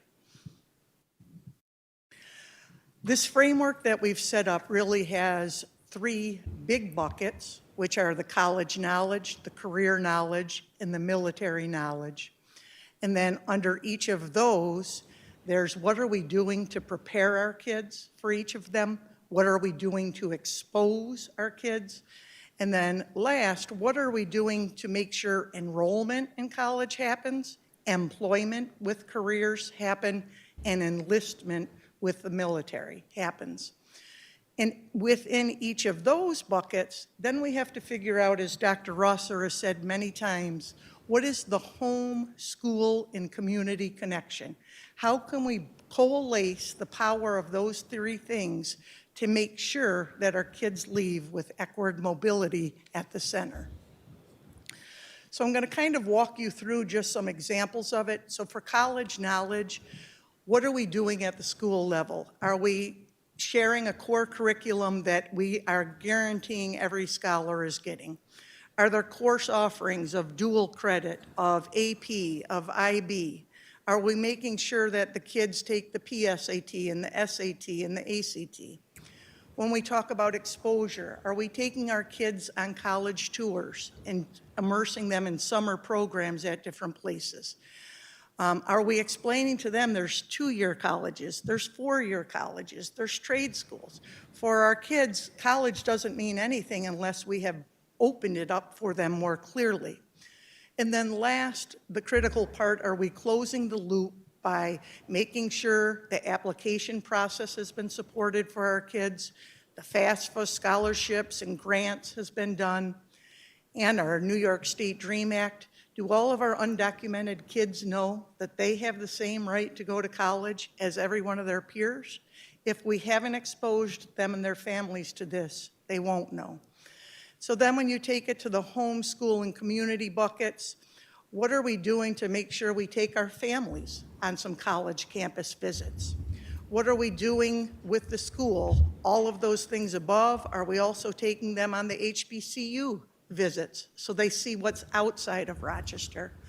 With our community, are we making sure that our community partners are tutoring our kids, are mentoring our kids, are supporting the college culture by making sure they're prepared? If you move to the career knowledge, are we doing career inventories? Do we have CTE programs that are appealing to our kids and that correspond to the jobs that are available in our own community as well as the outside community? Do they have the job readiness skills that will allow them to be successful? Are we offering job fairs, rock with your hands, internships, work-based learning? For admissions, are we making sure that they have a resume, that they have a personal statement, that they already have a work permit when they're leaving from us. If all of these things aren't in alignment, then our kids aren't prepared to take that next step. For the RCSD family night, are we doing that for careers and CTEs? I wonder how many of our families even truly know all of the different CTE programs that are available in RCSD, and how many our 7th and 8th graders are being pushed and encouraged and excited to make that high school choice based on so many appealing programs out there for them. We haven't done that well enough, and we know that. Are we having lunch and learns at school that are bringing professionals from our community in, sharing what their jobs are that they're doing, answering kids' questions, sharing with them opportunities that may be not directly connected to the job they're doing, but other people that they work with? And then for careers, the last part, for our students with exceptionalities, are we making certain we have supported them through the Access VR process so that they have the same opportunities to move on to something productive in their lives? Our last bucket is the military readiness bucket. We're hoping to turn it into a CTE program in the future. We're doing some work on that right now. But do our kids get the leadership ed training, courses 1 through 4? They get citizen and character development right now at the schools. For exposure, we have the JROTC program, and within that program, they offer tremendous opportunities for our kids. The drill team, the color guard, the drone team. For admissions, this is a concern, the ASVAB. Are we doing anything to make sure the skills that are on the ASVAB are also embedded in the work that we're doing in the school year, so that when our kids go to join, they cannot just be infantrymen? What are we doing to make sure they can be officers in the service? And then as you look at what are the homeschool community connections, are we having military info nights for our families? Are we doing military Mondays at every high school where they come in and the kids get to see them on a routine basis and form relationships and learn more? For the National Guard, how many of our families know that there's a National Guard Youth Challenge program that is for students that drop out? That's a residential program that you can go to, get back on track, get your GED, and then have opportunities. So if, as you look at all of those different things, we really have done a great job in many, but they're not aligned, and they're not out there for everyone to understand. The last part of this is that the portrait of a graduate. We know that for New York State, we're expecting, and it's our job to make sure kids are academically prepared, creative and innovative thinkers, critical thinkers, effective communicators so they know how to advocate for themselves, global citizens so they show respect for the entire community around them, and that they're both reflective on what they've learned and future focused so that they know where they would like to go. You might be thinking to yourself, don't we already have all of these pieces in the RCSD? And I'm going to say we do have many, and I'm proud to say that. Our counseling department under Crystal Clark, our CTE program under Sheldon Cox, they are continuously working to expose our kids to new things, but the problem is they're in pockets and silos. We do not have enough in place that assures equitable access for every scholar to a multitude of experiences, regardless of what high school they attend. We should be able to say, once this framework is completed, that if your child went to the RCSD, they were invited on 6 college visits, 1 in 7th grade, 1 in 8th grade, 2 in 9th grade. So by the time they left, they knew what college was. Can we say that they had complete support in filling out their college applications and the financial aid? That they were exposed to job fairs, at least 3 of them? That they had 8 lunch and learn opportunities at their high school? They were guaranteed hands-on experiences for for future employment and have their work permit.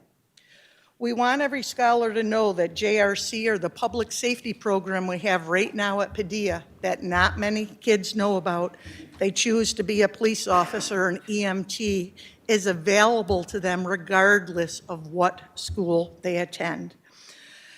So my hope is that when our kids go take the military entrance exam, as I said, they're not just set up to be the people running on the field. If they scored high enough on that ASVAB, they can go on and be an officer. They can go back to college with that same money. They can go have a career that's functional and high paying for them, not a mediocre job. It's our responsibility to create the light for all of our schools and end the darkness for so many. And all we have to do is ensure that they are properly prepared for one of these three options. I say we are RCSD, we are one, and until we all come together to make this happen, we're going to continue to have kids exit that are not in the best place to excel and to change their lives and the trajectory of the next generations. So the next steps here that you might be asking, we need to form some committees that's inclusive of scholars, staff, and community members for the main three buckets of community, career, and college military readiness. We have to make sure that the committees will determine what is in place for their pillar and what needs to be included to bring that framework to life for their pillar. We can't have words. We have to have actions and people doing things, not just something written. We have to figure out the role of homeschool and community by defining what is necessary in each element for those things. And last, we really need to have a 3-year rollout plan that will be devised to ensure sustainability, not the drive-by that we often do with things. We come by, we share it, and then we change it the next year. We need to have something of a 3-year plan that we progress monitor, we continue to be flexible to adapt and to improve, so that by the time 4 years come, this is just an ingrained part of the culture in the Rochester City School District. So through the RCSD College Career and Military Readiness Framework, we are activating dreams and unlocking potential by ensuring every scholar is ready to either enroll, be employed, or enlist. Thank you very much, Chief Blocker. I want to thank you very much for a very thorough presentation and the work that you engaged in with, of course, your colleagues in putting this framework together. Your work, of course, is applauded, and you and I both know that the framework is a great framework. However, we need to deliver in making sure that this framework is visible in every one of our schools throughout this district so that all children, when we say all children have opportunity and access to then be able to have a path by which they will then find success beyond the four walls that we call school. So thank you very much for your presentation. Colleagues, Board President, questions? Thank you. Thank you for that presentation. That's my heart. The Hillside Work Scholarship is where I kind of started my work, and being in operations over the College and Career Services, but the youth advocacy was like the heart of it. But what I found also is the exposure. So I'm hoping, and it sounds like you're on that same path already as far as that middle school exposure to what's available. We know Edison Tech kids have come into Edison not really understanding what the skilled trades are, why am I here, and not necessarily taking advantage of the school and all of the offerings there. And so that exposure piece is at an earlier age. You mentioned it in your presentation. That's going to be critical. I love that we heard about work permits. I'd love to see us moving in the direction of driver's licenses if that's feasible, because that's a huge proponent of that as well. And then also, you were talking about the different options, and I know that sometimes when we're working with younger folks, we see greatness in them, but making sure that they know that all of those options synchronize and they need to explore all of them. It takes me back to a young man I worked with, and he was convinced he was going to the military, he was not properly prepared, because what he didn't realize when it was time, and we try to put other offerings in front of him, he had a condition that actually disqualified him from going into the military. And, but that was the only thing, even with the college being placed in front of him. So just making sure our students know that exploration is the mode. I'm excited to see where this is going to go. I did see a few hands come up, and I saw Commissioner Santiago first, and then I see Commissioner Griffin. Yeah, I just want to, first of all, welcome back, Dr. Blocker. It's good to have you doing presentations. It's great to have you back. But I want to say this is an amazing idea. I'm excited to see the work that comes out of it. I'm glad you guys are building committees to cover each pillar. I think that would be good to have the different conversations and influences of other people at the table. I also want to bring up the possibility of adding classes where our young people could work and earn credit, so credit-bearing classes. That is very effective, certainly in a district like Rochester, where you have students who are missing school to go work. If we can find a way to integrate both, and I hope that that's something that comes out of this. And also paying attention to our career in our job field, not just for where we currently are, but in the future, what is the job market going to look like? And are we preparing our young people that when they leave the district, they're prepared to go into the new job market and workforce, whatever is available around that time. But excited for the work, and good luck to you guys. Thank you. Commissioner Griffin. Thank you for the presentation. I have to be very blunt with some things in this district.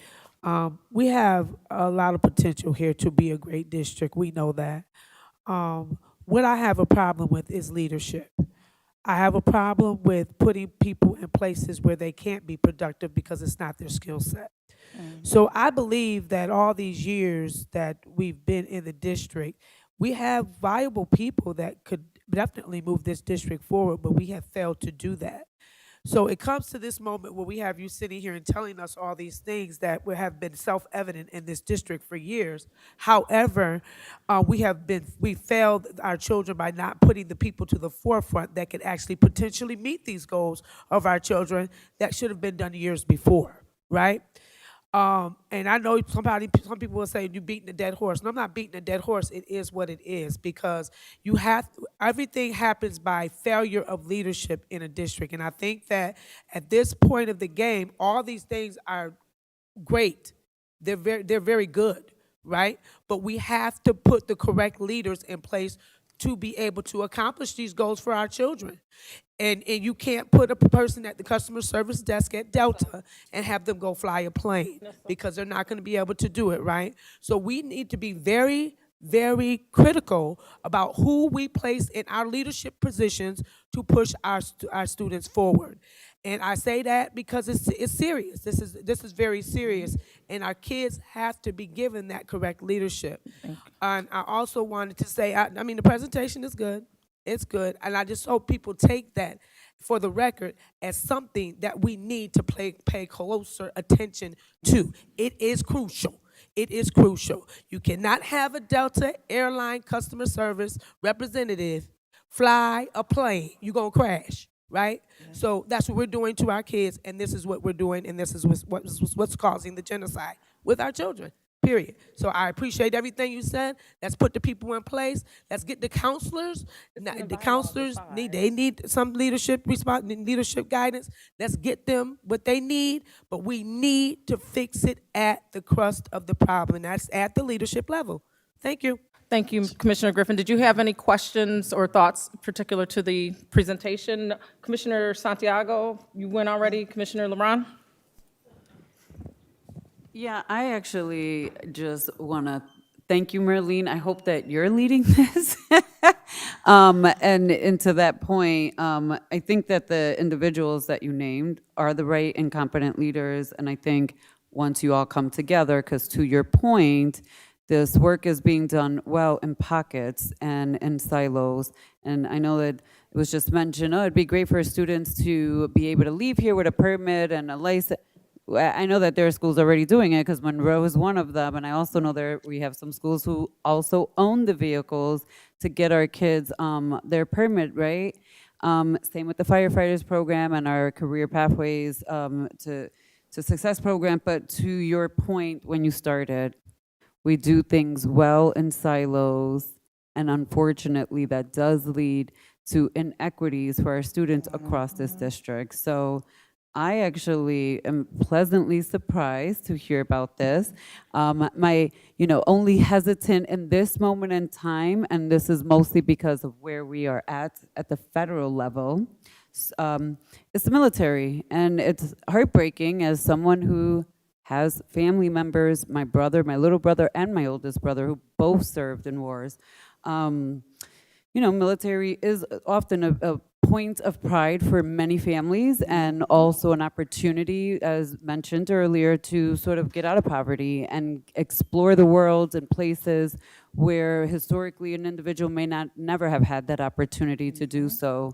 It's just a really icky time right now, and that's all I'll say about that piece of it. So just monitoring that piece, but excited just about the collective work and bringing folks together, and I hope that you'll stay forever with us to lead that. Thank you. Thank you, Vice President Malloy. Thank you. I just wanted to share what many of my colleagues have already said. Thank you for your presentation, and it's really nice to see the district going in this direction. It looks really sound, and I think that the more opportunities that our kids have, the better. I like how you're planning to roll this out. I can't wait to see where we go with this. And the success of any program in any school district is whether or not you can scale that to the entire district. And so I'm really excited to see what this will offer and the opportunities available to our students. I also hope that perhaps summer internships, especially paid summer internships for our students, where they can that are also credit bearing, we can also consider that. And a lot of our students, I think, would, with the prospect of having a summer job, would really benefit if they could gain some credit at the same time, but connecting kids to different community organizations in paid summer internships is something that might be wonderful as well. But anyway, I'm just really excited to see where this goes, and I'm excited that we're focusing on this right now. This is all about those student outcomes, and as a board, we're learning to progress monitor those, right? And I think that this is something that's going to really help us get to where we need to be. So thank you. Thank you, Vice President Malloy. With no further comments, questions, thank you, Dr. Blocker, very much. We're going to move forward on the agenda. We're looking at the consent agenda items, and I'd like to entertain a motion to approve the consent agenda, resolutions 205 through 227 at this time. So moved. Moved by Vice President Malloy, seconded by Commissioner Patterson. All in favor? Aye. Any opposed? Motion carries. Resolutions 205 through 227. We're going into the human capital resolutions. These are resolutions 228 through 244. I am amenable to bundling these resolutions, and if there's no opposition to that, entertaining a motion to, do I need to bundle, entertain the motion to bundle them and then do it? Entertain a motions for resolutions 228 through 244. So moved. Moved by Vice President Malloy. Second. Seconded by Commissioner Patterson. Any comments or questions for 228 or 244? Commissioner Santiago, what? He's second. You did second? Oh, I apologize. Did you catch that on record? Okay. Any questions or statements? No, I just wanted to, I do not have any questions. My apologies. Thank you. Any questions, statements? Okay, with no questions or statements, resolutions 228 through 244, all in favor? Aye. Any opposed? Motion carries. Entertaining a motion for resolutions 245 through 248. So moved. Motion by Commissioner Patterson, seconded by Vice President Malloy. Open for discussion. Oh, I do want to, let's open for discussion. Any questions? Yes. Commissioner Santiago? Yeah, for resolution 446, which is policy 6750 for vendor relations, I believe in the last conversation I was speaking about possibly adding in here basically a importance on local organizations in our vendor processes. I'm not sure from our last conversation where it possibly went in here. I believe I did send some information over. And you're referring, Resolution 246, did you mean? 6750, resolution 246, yep. Yep, Policy 6750, vendor relations. I don't know if you guys remember, but last time we spoke about this, I was talking about the importance of putting a emphasis behind local vendors in the conversation. I'm not sure because legal counsel added to the conversation last time. Is this the same policy that we were speaking about last time? Here we go. Quick look. I believe it is, Commissioner. I think what was decided was that information would be provided to you about, again, because that is something that can already be taken into consideration in awarding of contracts and so forth. And I think what I said is I think that what you're asking for kind of happens already. But although it's not spelled out here, and I think what was going to happen is information kind of provided via like a question log or something back to you to demonstrate, that already occurs. Unfortunately, I can't confirm whether that did occur. Okay, thank you. I just was wondering between the last conversation and now where we are. I'll support it for now, but I do think it'll be cool to have it written out on paper too, although it might already be a priority. Thank you. Thank you, Commissioner Santiago. And I do see some language in here around the NWB and the surrounding areas and things, so might get at what you're talking about. But take a look at that closer and feel free to bring that up. Any other comments or questions? Yeah, it is on there. It is on there, just to be clear. With no further comments or questions for resolutions, we're on 245 through 248, right? All in favor of resolutions 245 through 248? Aye. Any opposed? Resolution carries. Resolutions that were added after the work session, these are for motion. This is a motion I'd like to entertain for 249 through 252. Second. Motion by Commissioner Patterson, seconded by Vice President Malloy. This is open for discussion, excuse me. Any discussion? With no discussion, resolutions 249 through 252, all in favor? Aye. Any opposed? Motion carries. Okay, I'm just looking at this next tab here. It's the Medicaid compliance report.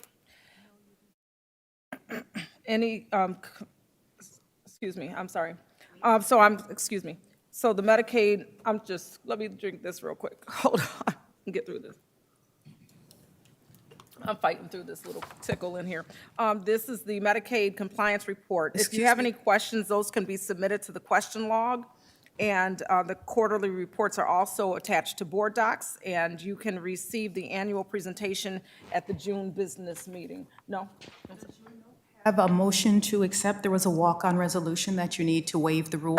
That should be listed as 253. Do you have that on yours or no? Say that again?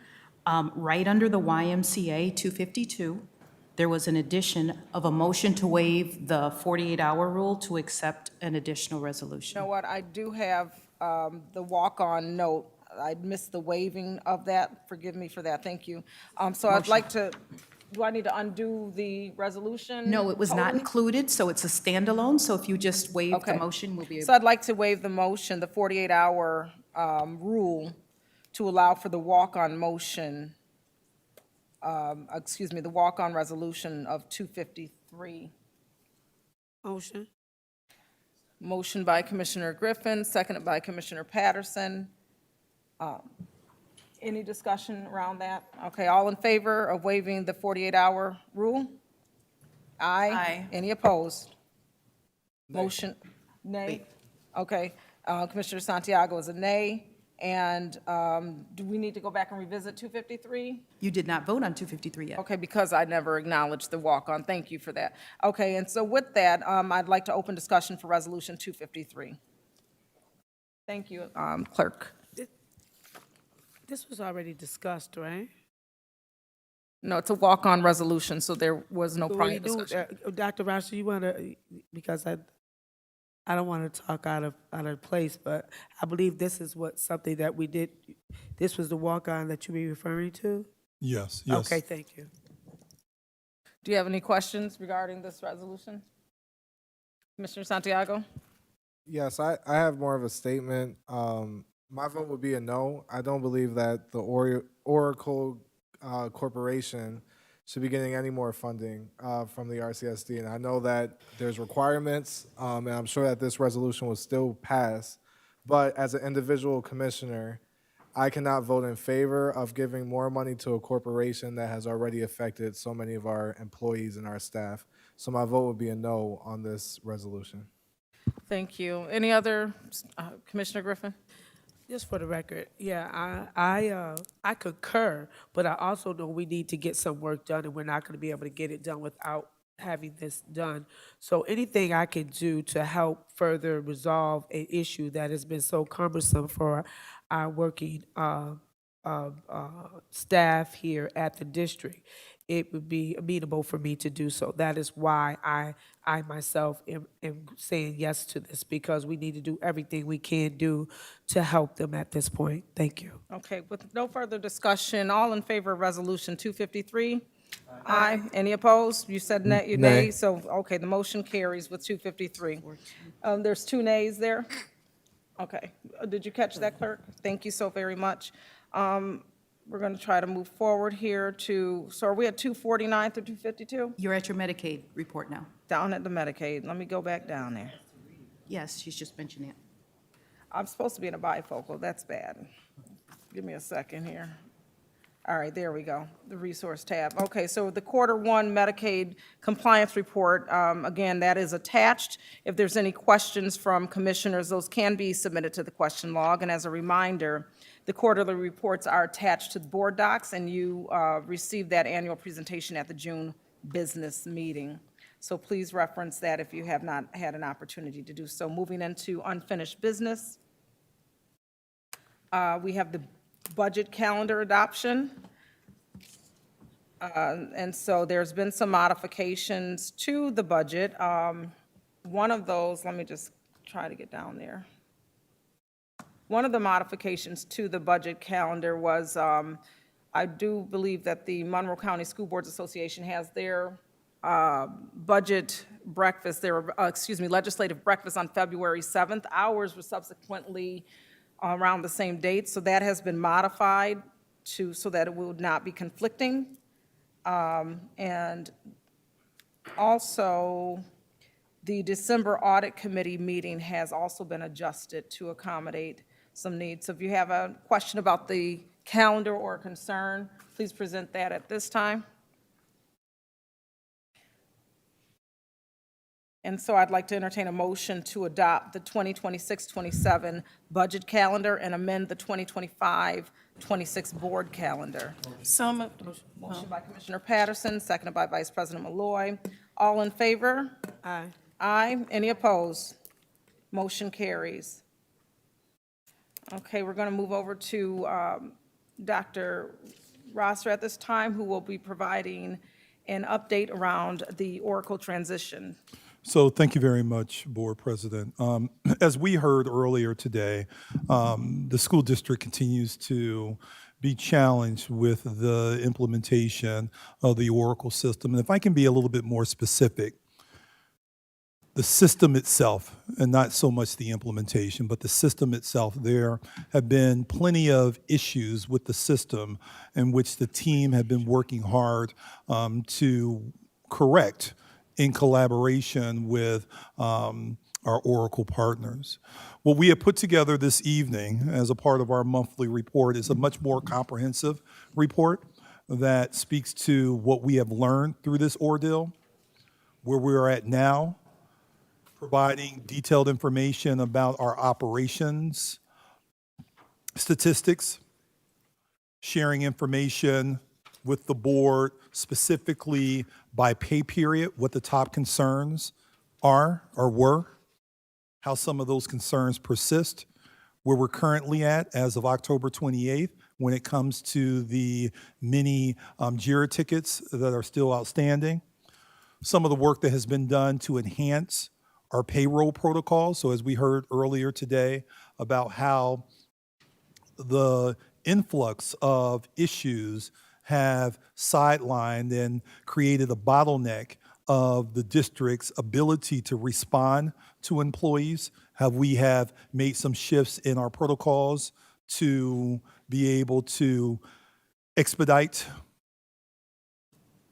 information to those who have been impacted, and then next steps for the payroll team. So I'm going to turn it over to my colleague in this work, Mr. McDowell. Thank you, Superintendent Rosser. So to get started, we've learned a lot. One thing I can say is from what I've learned about PeopleSoft and the reason why we left it, it was termed to be outdated and nearing its end of life. Many things were manual, somewhat inefficient in reporting and integration of things. And most people didn't know because the payroll team did a really good job. There was a heavy reliance on manual corrections after every payroll. And I'll say this for all of the big five, because I spoke to, or all the big four anyway that are close to us, because I spoke to them all. We all go through manual corrections after a payroll because we are so unique. And we'll talk more about that a little later on. What was the Oracle platform supposed to do for us? It's supposed to make us more modern. Cloud-based, and very intricate, but also very flexible for us. Automated, more accuracy, real-time analysis, and a lot of centralized workflows. And then it was supposed to be cross-functional in regards to the different departments that we have. I think the one thing that we really have learned in this, and we'll learn that in the next slide, is these implementations are very challenging. And what we've learned is that our backlog is a backlog because when it comes to payroll, and I'm going to skip down to the payroll structure, we have different unions, and each union has different things in their contract, where all of those anomalies have to be somehow, some way, intricately woven into a paycheck. And when the system doesn't acknowledge it, it kicks it out, and sometimes it kicks out some of the actual payroll monies that are allocated towards that. So the pathways are very complex. It's a lot of integrity and internal controls involved with it. So I'll say for myself, my payroll is pretty simple. I only have healthcare deductions. So you take the taxes out, my healthcare deductions, and there you go. Well, if you're a teacher, you may have 6 classes instead of 5. You may be a coach. You may do summer school, and all of those intricate things are woven into a payroll. That's why there aren't many companies that do school payrolls, because they're so intricate. We are showing some improvement, and we'll show that in some of the slides later on. And we've learned a lot about strengthening our processes for future system assessments, because at the end of the day, this needs to work, because you saw when it doesn't work, how the audience felt about that. To move forward, where are we now? We started this implementation in July. Oracle, Cherry Road, and Attain Partners were here, and then we brought Nova Modus on, and they've been with us since July 1st. What is our current support? Well, at September 30th, Oracle and Cherry Road and Attain Partners, their contracts ended, but we realized that we still weren't in a place to actually run payroll on our own. So we came to the board, and we were thankful that you extended Nova Modus' contract till June of next year. And what has that allowed us to do? It's allowed us to have more help here so that we could function and get payroll through. One person is working just on payroll, one is working in time and labor, and then they have also dedicated other staff. Oracle is providing additional help outside of the contractual stuff that they had allocated to September 30th to help us with payroll because it is a great growing lesson for us, and we're still not totally there yet. And in the last 7 weeks, one thing I've realized is that our payroll staff needs to be realigned. We have a lot of people who are really good at what they do, but because of the depth and what we need to get done here, we need to realign so that people are properly placed so that we can be more efficient. Some of these statistics for you. And we wanted to start with October 21st because sincerely, that was a week ago. And the best way for us to truly understand what we're dealing with is to look at tickets. And as of the 21st, which was about 9 days ago, we had about 1,797 tickets that we were still looking into. Now, does that represent all of our issues? No, it doesn't, because some people do not put tickets in. Some people have gone to their unions and they've used that vehicle to let us know what the issues are. And what we've done is, sincerely, in the last 3 weeks, we've revamped our team and our approach. And my thought is, most important thing is, this represents almost 1,800 issues, and we need to sincerely get after them. So you'll see some progress with that as we move forward in the presentation. There we go.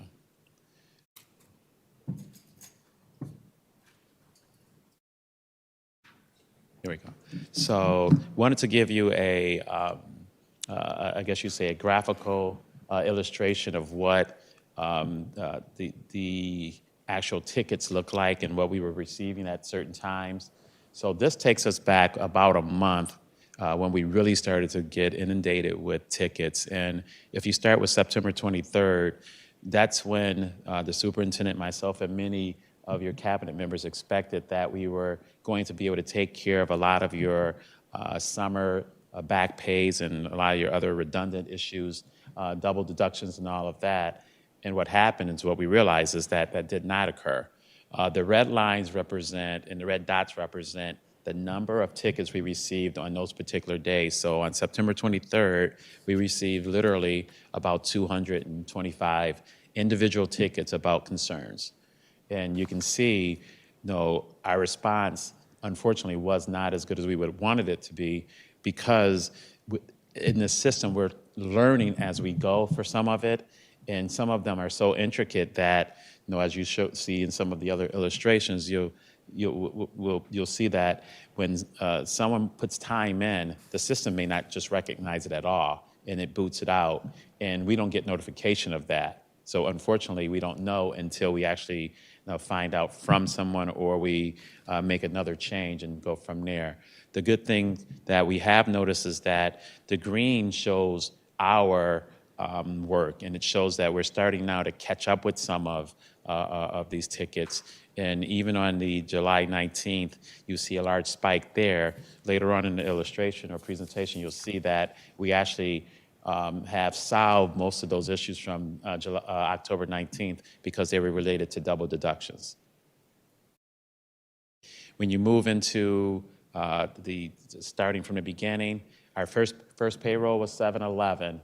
We had about 60 or so tickets or concerns, and you can see from the green, we didn't have a great success rate of actually solving many of them. As we moved towards the end of the pay period, we started to match solving with what we were inundated with, but obviously the ones that were from earlier in the pay period, we weren't able to address those and solve them. And what were some of our issues? Our issues were time entry, time approval. So our staff were having trouble entering the actual tickets, or actually not the tickets, but entering things for payroll. They didn't understand the platform. And then we had various scenarios before June 30, like library time and other types of things that we were trying to take care of, but we just were not able to do it during that payroll cycle. You'll start to see a lot of the same things for the first 4 or 5 slides. Time entry again, time approvals, issues with the platform, back pay. And back pay is anything from June and before. And again, here's where the system has the most issues. Summertime is unique for most of our workers. They're not like most of us here who are 12 months a year, we have the same pay. Summer, for most people, is we pay them for 10 months, that's their salaried time, but then over the summer, they have additional pay. Whenever we have additional pay, we've learned with this system, when we bring it to the forefront, the system doesn't recognize it, and it kicks it out. So what's happened is you have many people who were working during the summer initially, and we struggled sincerely to actually solve their issues so that we could pay them correctly. And you move towards August. Again, you can see when we had a payroll day, we had a scenario where we got a lot of issues that were documented. We struggled with solving them, and then towards the latter tail of the month, we actually were able to start to solve them. And I think this is when the, not to say that it wasn't urgent before, but this is when we really started to realize that our top concerns changed, because we were actually fixing certain things, and this is another anomaly with the system. We would fix things, and then it would create other issues. And there's nothing worse for a finance person like myself who deals in black and white when we fix something and then it changes something else. It's hard to it's hard to get stability with that. So I understand how the staff feels, because they are correct. They deserve to be paid for what they've done, and we want a system that should work when we are told that something is fixed. We move into September, and now our staff are starting to come back, and we still have some of the same issues with the summer. We still have some of the issues with the system retro calcs. One thing we did implement, it actually helped us this week, is right around the 20th or 22nd of August, we decided to let people see their pay slips a couple days earlier. And what that actually did is it allowed us to actually try to have corrective measures if there were any concerns with someone's pay. We weren't as adept to react as quickly back in August, but it really paid some dividends in latter months, and you'll see that later in the presentation. We start to now move into the first couple of weeks of school. Now all of our staff is back, and you can see we start to now have different issues: 403B, 457, leave balances, no more double deductions. Just to give you an example, our leave balances are shown differently on our pay stub compared to last year. It accrues what you earn on your pay stub instead of giving you the whole balance. So a lot of people have trouble understanding what the actual leave balance looks like. So one of the things that we're going to do in the next week or so is actually show and give everyone an illustration of everything that it's accounted for in your pay stub, so that you can actually understand what each line actually tells you. So you know if it's 403B or if it's AFLAC, why and where those belong. So we hope to solve the leave balances issues pretty soon. Then we start getting into your October payroll or pay periods. And one thing that you'll see is the initial pay day, we have a lot of inquiries. And then a couple days later, you'll see a lot of us solving those issues. And that's where you see a lot of the green high spikes, because we're actually getting more acclimated with the system and understanding some of the nuances. And we're actually able to handle some of them. We're not having as many, I guess you'd say, unique situations occur that really throw us out of whack. But when we are fixing some things, it sometimes doesn't totally fix what we're looking for. and again, it's learning a new system, and again, it's something that it's a lot of work, but we're getting closer. And then your last pay period, and this is probably the slide that makes me feel probably the best. You can see our pay period of October 19th. We had close to 300 issues, and most of them were about double deductions. Well, 5 days later, we were able to pay those double deductions in a separate off-cycle payroll run. And then one thing you also can observe here is we now start outperforming not only the new tickets we were receiving, we're actually able now to go back and get some of the older ones and start to solve some of those. So my hope and goal is that as we move forward, we will start seeing more of the tickets being resolved and actually being generated. Top concerns still here are double deductions and FSA and loan deductions and the ERS loan payments.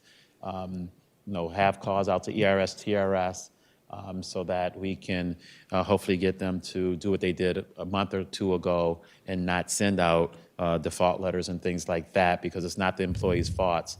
Those monies have been, outside of this payroll, been deducted. They now have to be transferred to the state in an appropriate manner.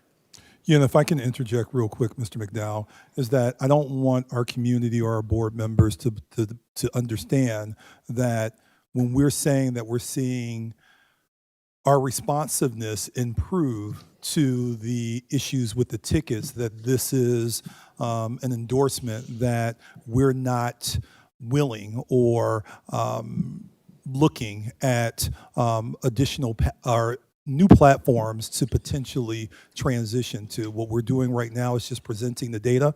We will have more of an in-depth conversation at the end of this presentation to speak about what our efforts are when it comes to looking at transitioning from Oracle. So we will have that conversation. Yes, sir.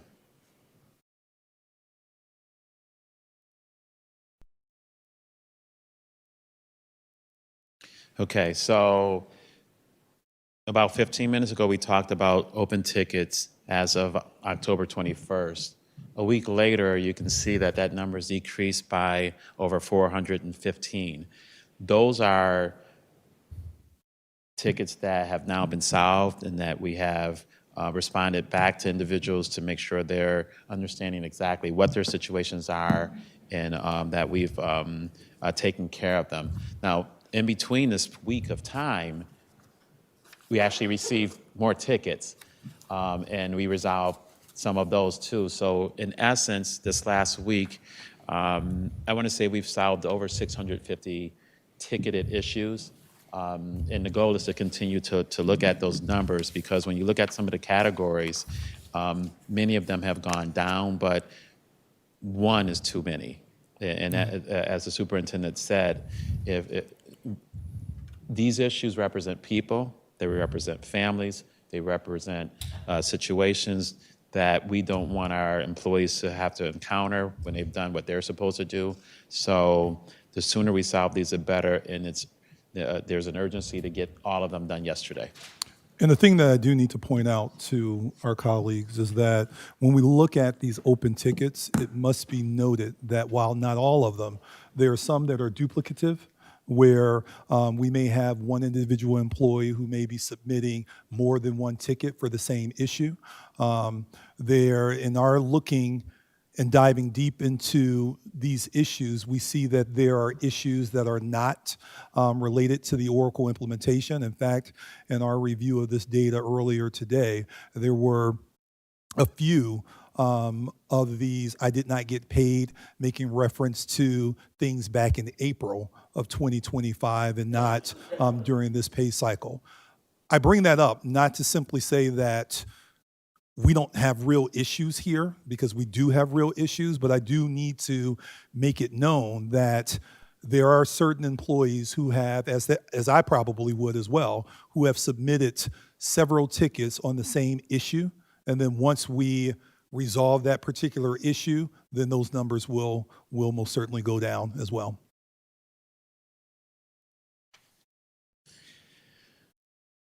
So what have we done? We've enhanced our protocols. We used to have 3 temporary staff helping us. 2 of them are now permanent staff, and they've done a great job for us. I think you heard a few of the presenters today or speakers today actually talk about these 2 individuals, and they're very welcoming. They understand. They're actually now part of the unions that some of these individuals are in.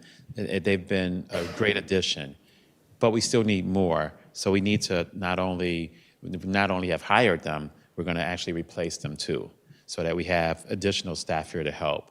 One thing that we've learned and noticed, our supervisor, I think he's handling too much, and we have bottlenecks sometimes. So I think, and I feel that, having an assistant payroll manager, so when our manager or our supervisor isn't here, will help us to be able to flow and continue to push things forward.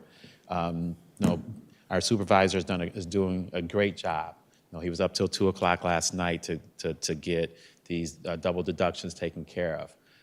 But I don't want him to be the only one who knows our systems. So with that being the case, us hiring an assistant payroll supervisor is something that I feel is very necessary. What have we done with our process? We've changed it now where when we get a ticket, and you'll see it on the next slide, we actually determine if it's payroll or if it belongs to another area, and we actually move it there. But not only are we doing that, we're actually responding to it at the same time. I think you heard a lot of people say we're not getting responded to. No one is letting us know what's going on. Well, now we are. And that, again, and I think I struggle with this, and I've always believed this in life. Every job you work in is customer service. Better your customer service, the better overall experience people will have, even if it's not resolved at that particular time. So our triage system is pushing tickets more in the directions that they're supposed to be, and we have more concerted efforts to get them resolved.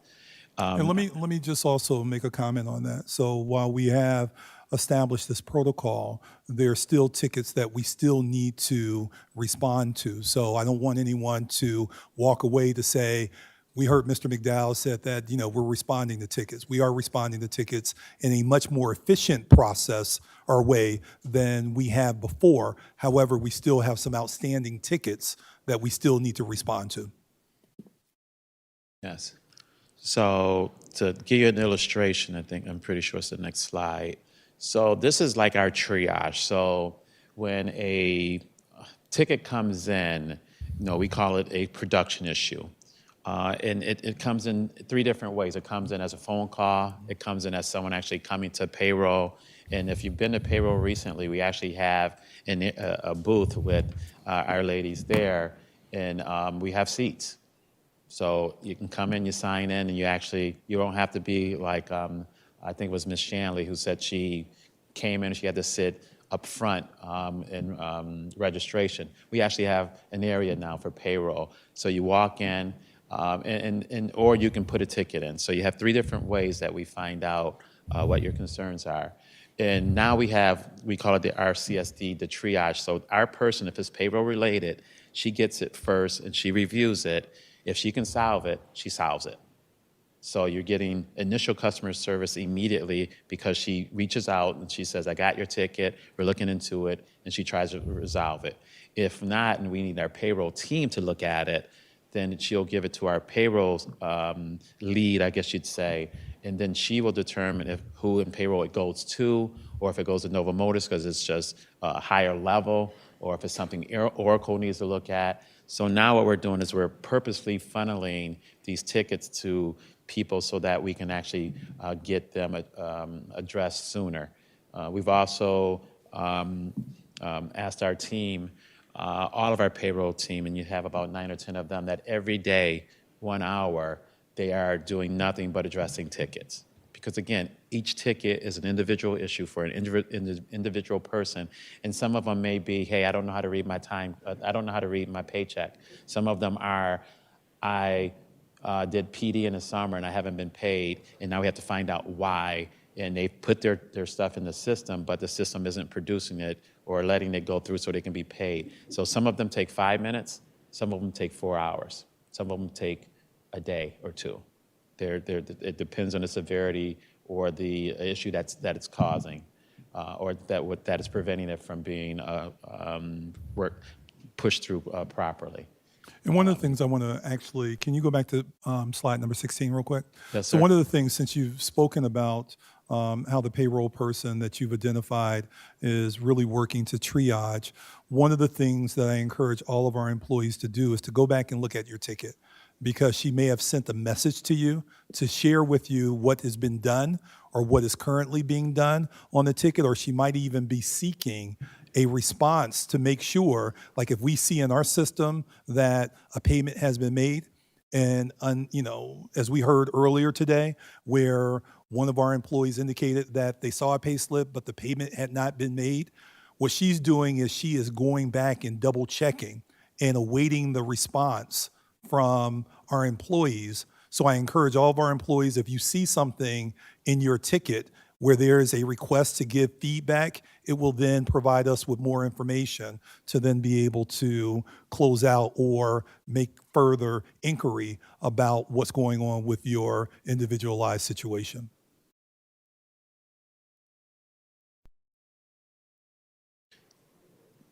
So what do we look like in totality? Again, a lot of tickets early. We tried our best to resolve some of those. As you can see in the last 6 to 8 weeks, we're starting to catch up with that trend, but we still need to obviously get after some of the older ones, and we will.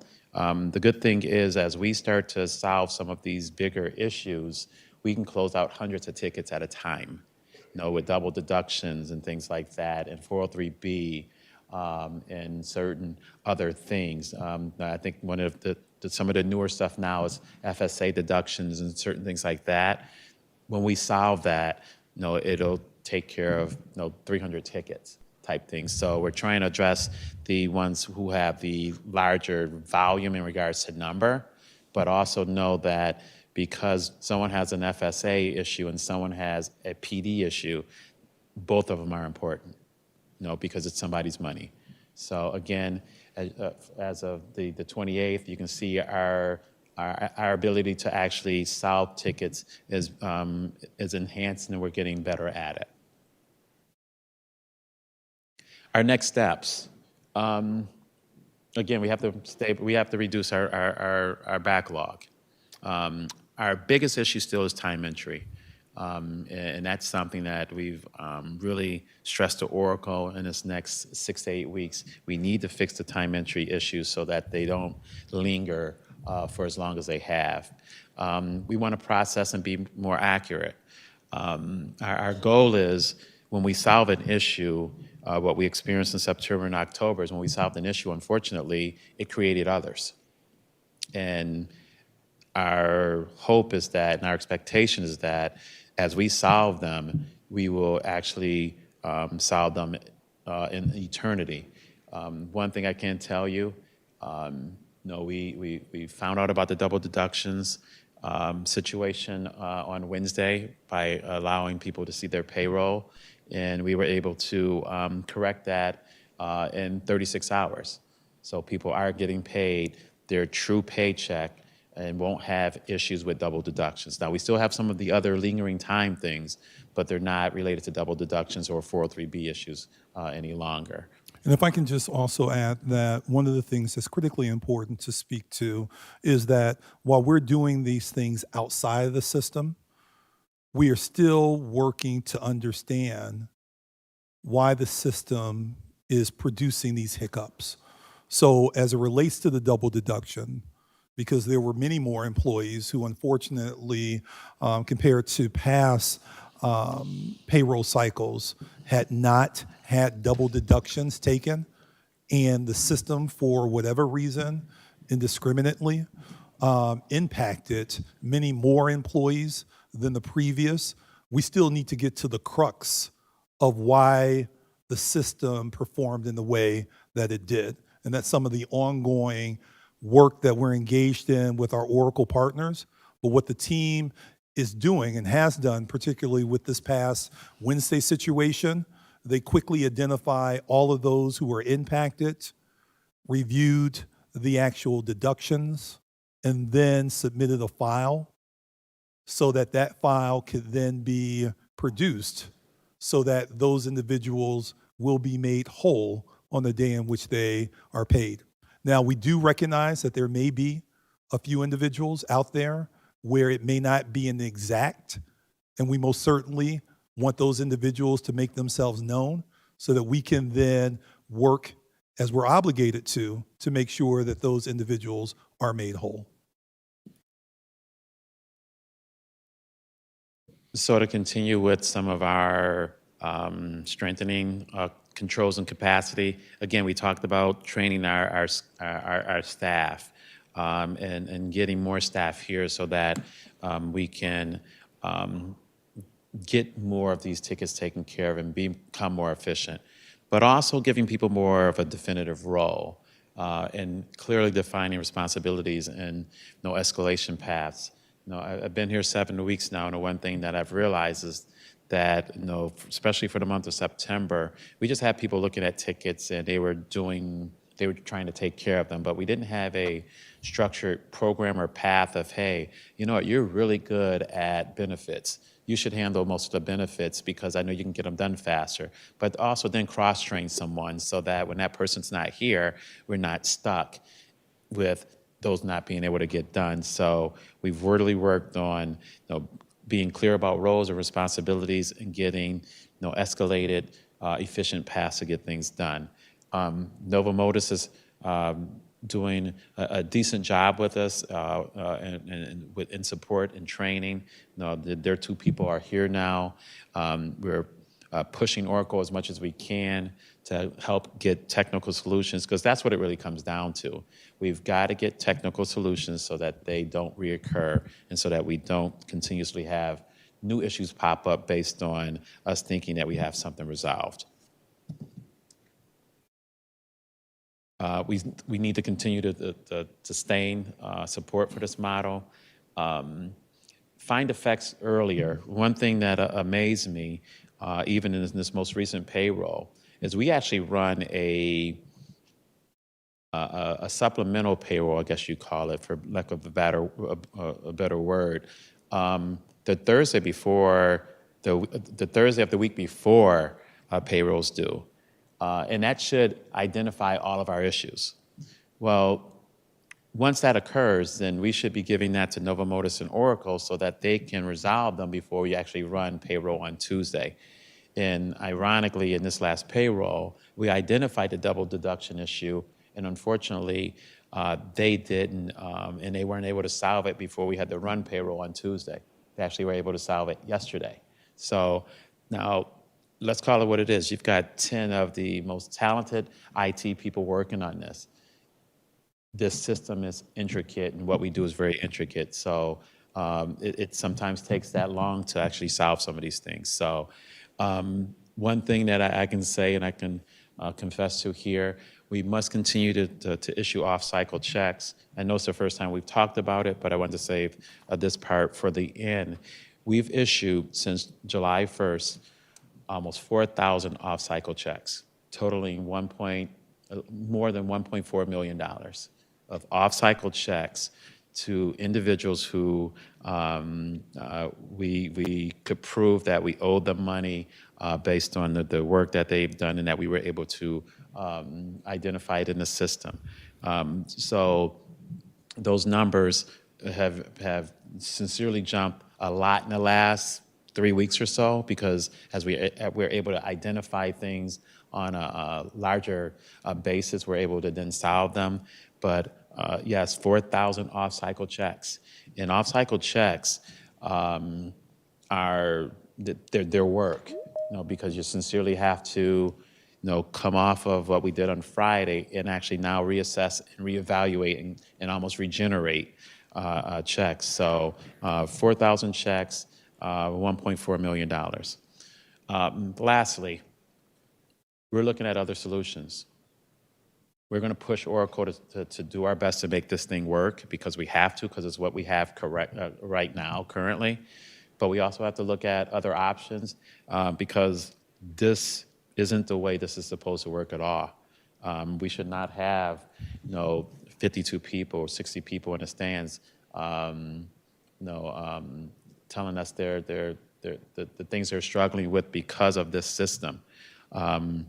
So we need to make sure that we address that, and it's going to be either by making Oracle the best that it can be for as long as it can be, and or exploring opportunities that may offer different solutions. And when it's all said and done, our job is to make this the best solution, either with or without, and we will do what we need to do to make this better. So if I can just add to that as well, Mr. McDowell and I have been really working with a number of potential vendors to serve as our payroll provider. The process is a very comprehensive and tenuous process in that there's a lot of information that needs to be shared. There's a lot of information that they need to understand about our unique Rochester City School District payroll system. And quite frankly, as they're evaluating us, we're also evaluating them because we want to make sure that if we go with a new system, that we're not repeating what we are currently experiencing as it relates to our ability to make sure that all of our employees are paid correctly, paid on time, and that's extremely important to us.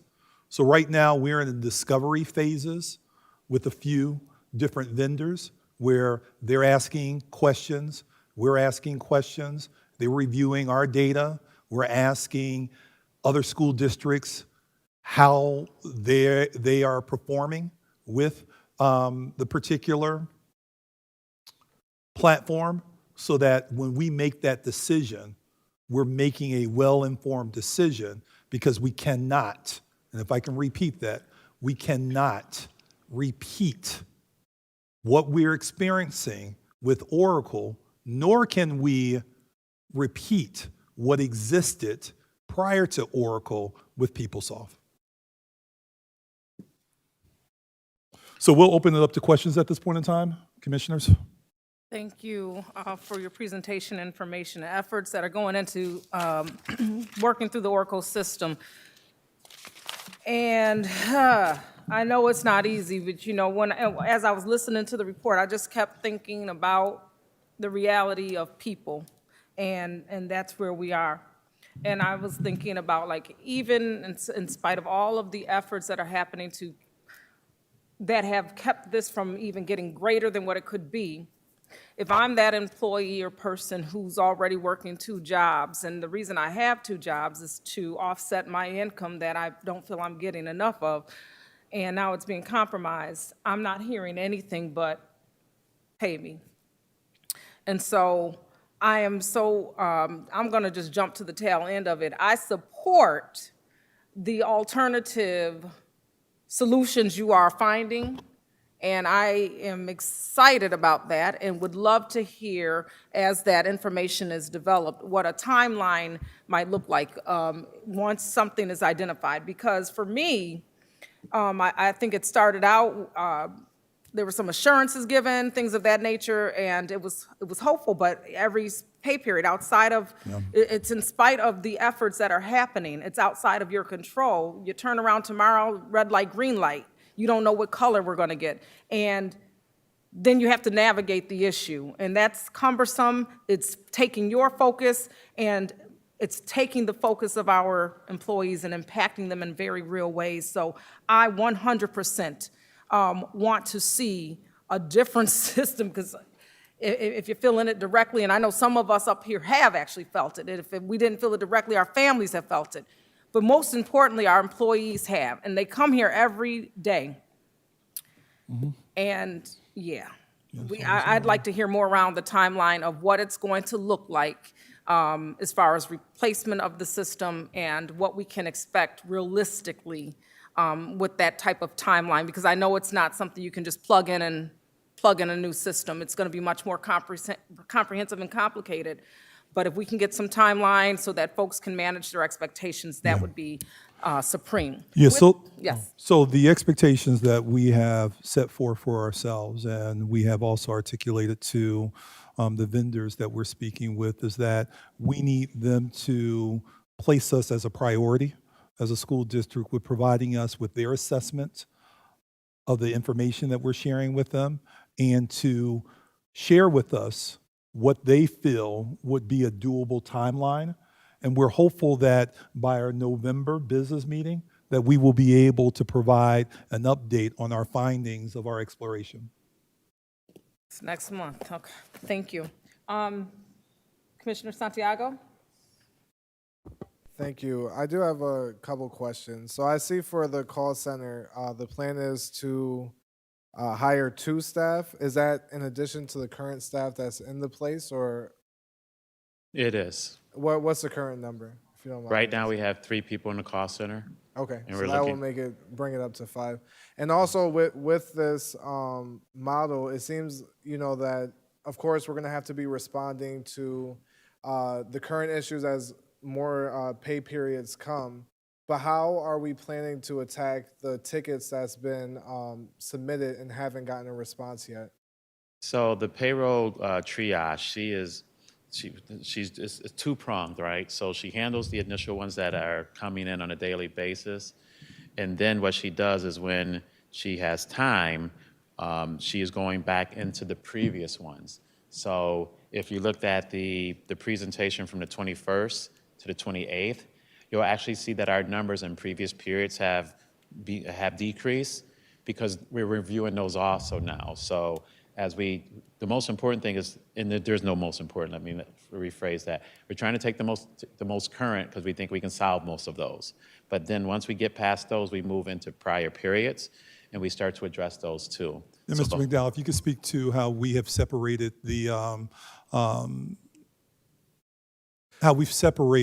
how our team is looking at one batch, and then we have Nova Modus and our other partners looking at those things prior to a certain date. Can you speak a little bit about that as well? Absolutely. One second, though. 1 second. Yep.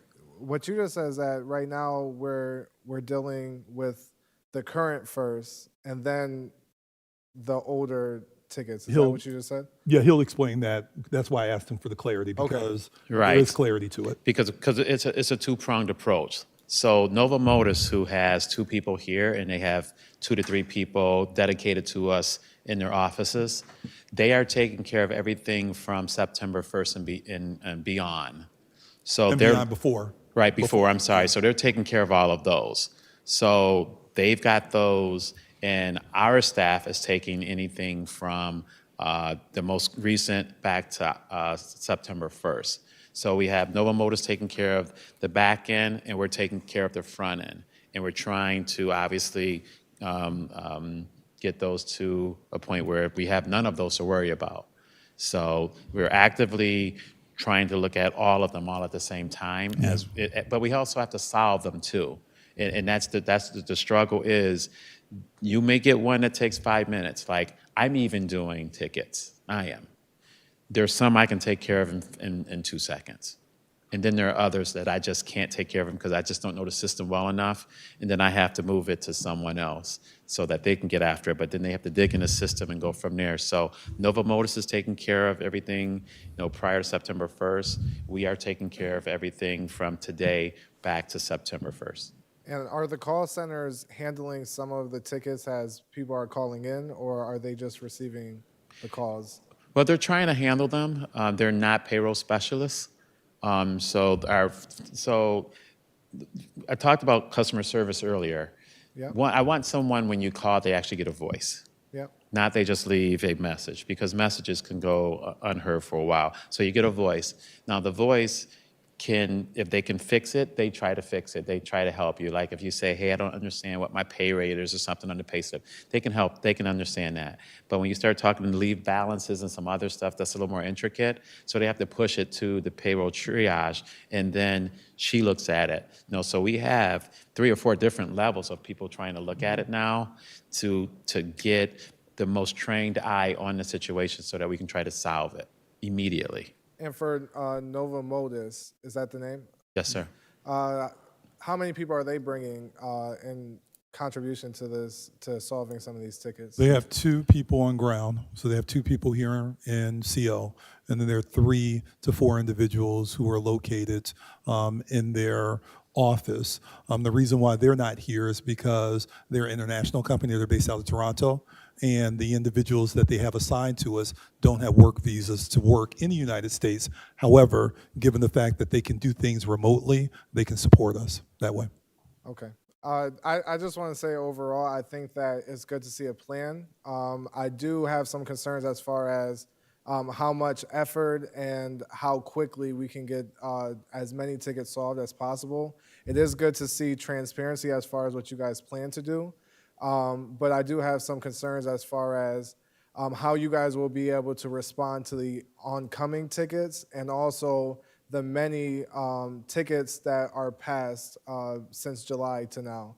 And so we can talk about that offline, but I am glad to see that you guys have a plan moving forward. Thank you. Well, I also can help you. The illustration and presentation was up until the 28th. That was before this last payroll.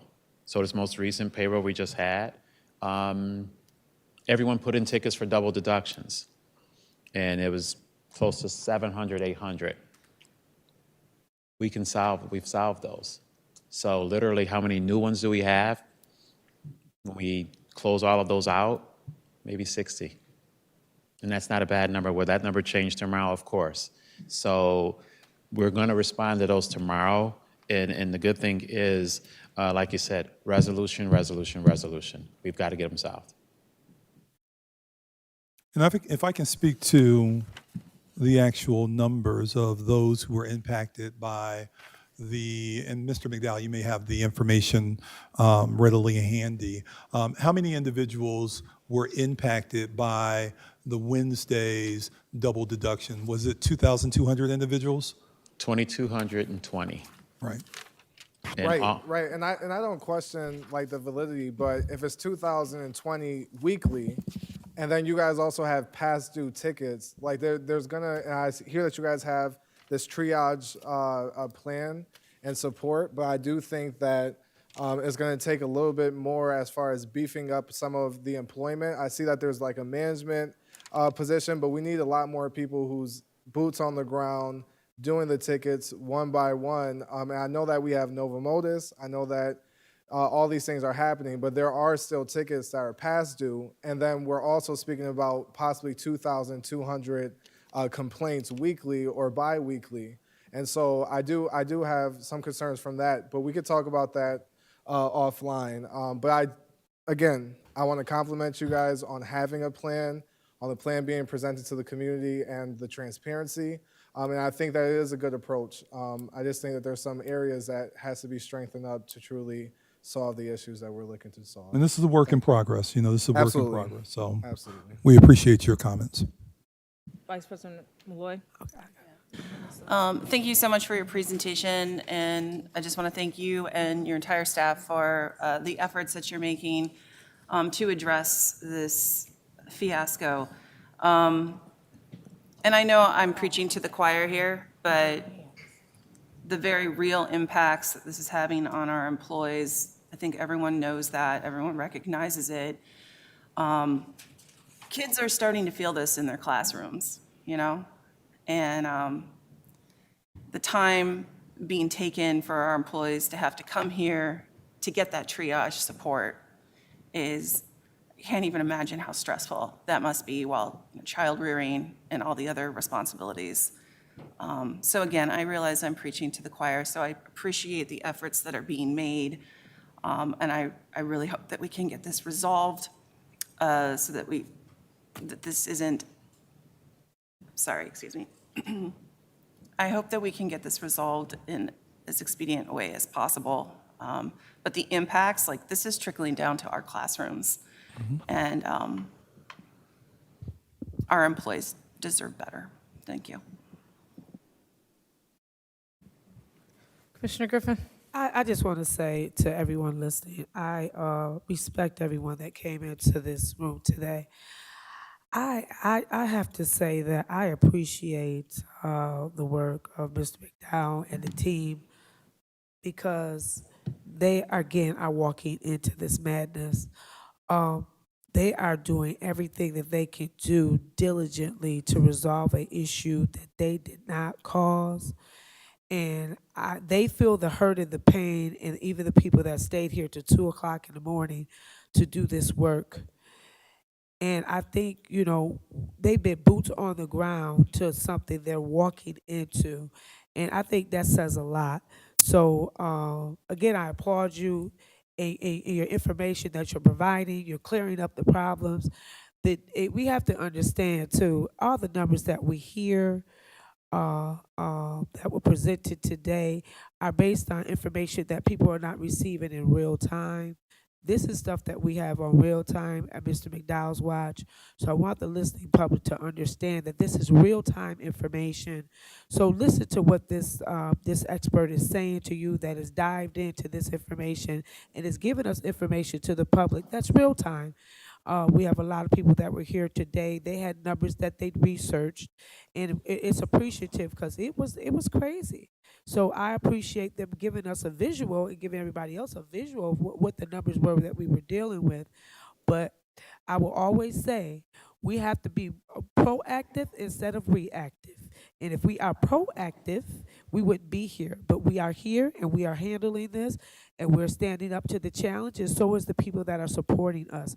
So I just want to put that out there to the listening public. And thank you again, Mr. McDowell. Thank you. Miss, are there any hands? With none, thank you, Mr. McDowell, for your presentation. Thank you. Move forward into second readings at this time. These second readings are inclusive of policy 4350, 4360, 4400, and 4513. They are at their second reading.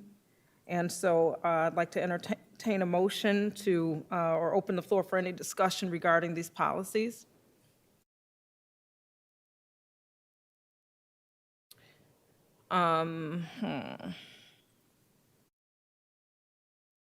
With none, I'd like to entertain a motion to move the policies as listed forward to the November business meeting for a vote. Motion. Second. Motion by Commissioner Santiago, seconded by Vice President Malloy. All in favor? Aye. Aye. Any opposed? Motion carries. Moving forward to new business, we're going to touch on the Commissioner's Professional Development report. This month, a few commissioners, including myself, have attended some conferences, and per the state monitor's expectations, when we go on our trips, these are opportunities to report back to the board what we experienced, learned, and we can have additional discussion offline. I'm going to start with Commissioner Griffin, who was able to attend the annual Black Caucus in Washington, D.C. If you'd like to share your report at this time, Commissioner Griffin. To the listening public, I do apologize. I did have a lot of information written out, and I had some information that I actually left at home, but I'll just give you a brief overview because I don't want to give you nothing. I want to say to the listening public, if you ever have a chance to go to and experience the Congressional Black Caucus in D.C., it's something to see. It's something to learn. It's something that is so eye-opening to every walk of life, not just because I'm African American or Latino descendant, but because it is breathtaking. It's a breathtaking experience. I learned so much in that several days about myself, about education, and about being an elected official and what is respected of us and what we do, what we can provide for our community and what we stand for. So I would challenge everyone to attend uh, to attend something like that, to get a good feel of what is there, what's out there to offer us. There were plenty of workshops. I went to one workshop, and I cannot recall the congresswoman's name. She was awesome. She's actually a teacher from Connecticut, and I have all this information at home. Again, I do apologize. I'll definitely update you all with the name of the congressional woman that was the the woman actually that was from the Senate that actually spoke at the caucus. She is also still a teacher in Connecticut, so she's still teaching, and she is a senator. So she had a lot of information to provide, and the takeaway from the whole thing was that we have to keep pushing. We have to come together as a whole. We can't stand divided in a nation that has trying to divide us. If we want to accomplish everything we need to accomplish at every level, even if it's education or whatever level platform that you're on, we must learn to come together and work together. It's okay to not like a person, but when it's time to come together, guys, we need to just come together and be able to mend all woes to do what's best for our community. So that was my biggest takeaway from the whole event. Is that we definitely need to know when to come together as a unit. Thank you. Thank you, Commissioner Griffin. Vice President Malloy. Thank you. So I had the honor last week to attend the Council of the Great City Schools annual conference. And I spent most of the time that week going to sessions to help us further our governance model. As the public probably knows, at this point, we've adopted the student outcomes-based governance model, and we're working closely with our coaches from the Council of the Great City Schools to implement that, and have been for the past year. So most of the sessions that I went to focused on that governance model. I know that I was of particular interest for me to help bring back to the board was, just examples of successes with this model that could be seen in Philadelphia. They were the host district, of course. Also, Charlotte Mecklenburg attended a session on their successes and especially their academic growth since adopting progress monitoring through this model. And then also the Fresno schools out in California, so also heard from them. And then also attended sessions, on AI and the implications for AI in our districts. I was happy to learn that we're already pursuing a lot of this, programmatically speaking. I got to meet Colin Kaepernick, which was kind of cool, and talked to him about my own students and shared a photo that one of my students had made. But there's so many AI implications and great stuff happening out there. So that was part of the conference as well. And then, of course, I attended several sessions on some of the federal implications for budgets. I looked at some of the updates from the Council of Great City Schools on that, and then also updates on what districts can expect in dealing with ICE and with dealing with some of the major issues impacting our refugee populations and so many of our L populations, our L students. Heard from the LA Unified Schools and went to a session on that and some of the things that they are doing to address that and support families. But all in all, it was a wonderful look at a conference that addresses the specific needs of urban school districts across the United States, a great networking event. But again, my focus was on helping to bring back more strategies for our student outcome-based governance. So thank you so much for allowing me to attend. Thank you, Vice President Malloy. I'll be brief. I too attended the Council for Great City Schools conference.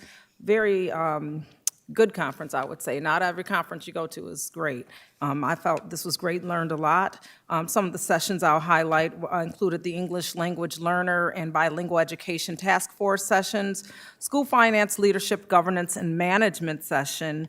I did sit in on a session that gave some updates around recent Supreme Court decisions and their impacts on schools, which was very interesting. And another session or meeting that I attended was the Board of Directors at the end of the conference, and this was representative of school districts across the nation, hearing commonalities, things that we're dealing with, and you'd be surprised, there's a lot of things we have in common, and great information. And so I will stop there. Of course, we've leaned in on the federal landscape. What can we look for? What is happening? And how do we need to prepare better? So we'll be using that information as we go forward. I can talk to you offline if you're interested. And that will conclude the professional development reports at this time. We're going to move forward into first readings. And these readings will include policies 4526, 4532, 4730, 4750, and 5605. This would be for their first readings, I believe. And so with any discussion, this would then move forward to the November business meeting for the second reading. If there's any thing that anyone wants to offer this time, forgive me, give me a second, thank you. Struggling for my life, I can't even talk. Okay.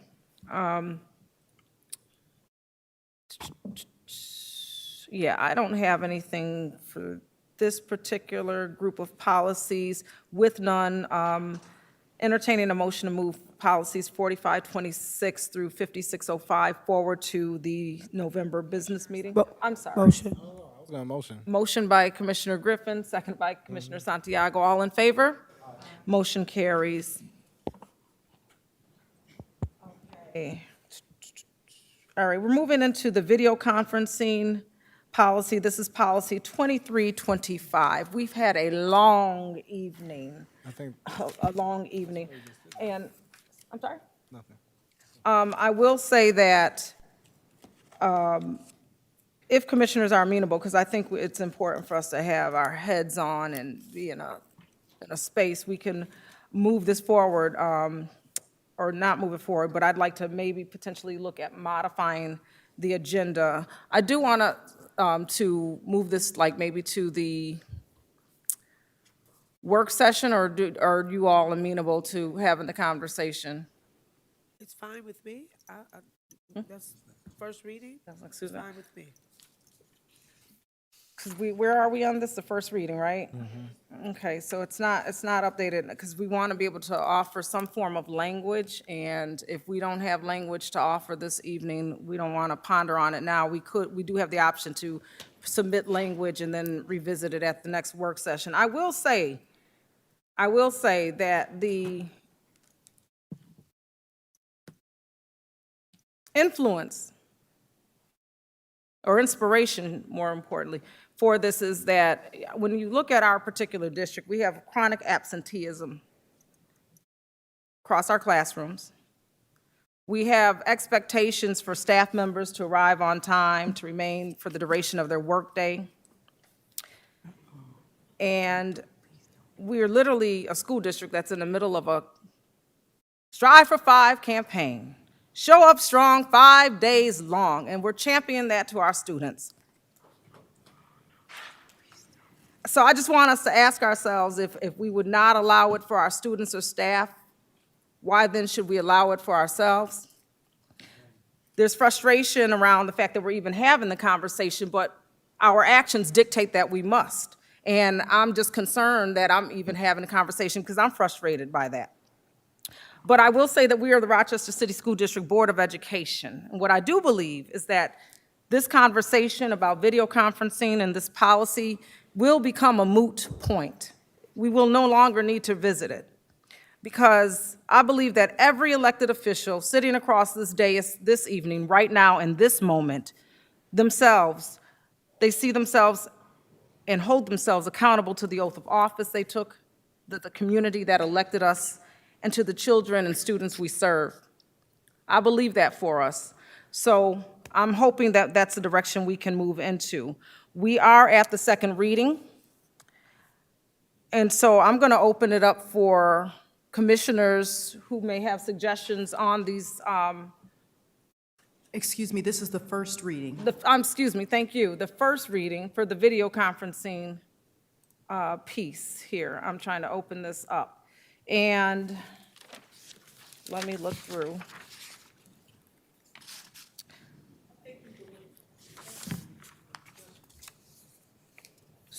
So does anyone have any language? Because where we left off, we had one particular area that we kind of adopted. Is anyone in a space to have this conversation this evening? Or are you amenable to modifying the agenda, moving it to the work session? If we could leave it to the work session, I would love to do that. Okay, Commissioner Patterson, is that what you're saying? That's correct. Okay, everyone's feeling like that? All right, because I have ideas, but I don't know if I have the formal language. What I do know is that 3 consecutive meetings missed are based on New York education law. That's like you've given up office type of thing, and that's not necessarily the case here. But with these things, I think what we did agree on was the emailing the board clerk type of thing. I want to see language around 5 more meetings. I mean, not missing more than 5 meetings. Like, you need to be in person. I don't understand why we're having this discussion. Determining or defining what extenuating circumstances are. Anissa? So there is a short presentation or a summary that has some proposed language that there was some amount of support for. That is actually included as a document inside this, so everyone should see this proposed language, and there was at least 4 people who agreed to that language. What we agreed to was around, I believe, the emailing of the clerk. That's, I think, where we landed. There's multiple sections that have language in, there's a couple of them on the 2 pages that are there. Hold on one second here. There is an extraordinary circumstances, there's also Yeah, temporary those are all muting in there, board but we never members. came up. And Did we come up with language for them, are you saying? there is proposed policy language in the attachment that is there. So would you like to Oh. move the entire thing by motion to their work session so you guys can go through that? Because perhaps some might have missed that. Yeah, I think I still want to move it forward to the work session. I know there's proposed language in there, but we still hadn't figured out what we wanted to, like how we wanted to define that. Okay. I think that's what it was. So 'cause there's nothing about the number of meetings. What are you pointing at? Commissioner Griffin has her hand up. Okay, thank you.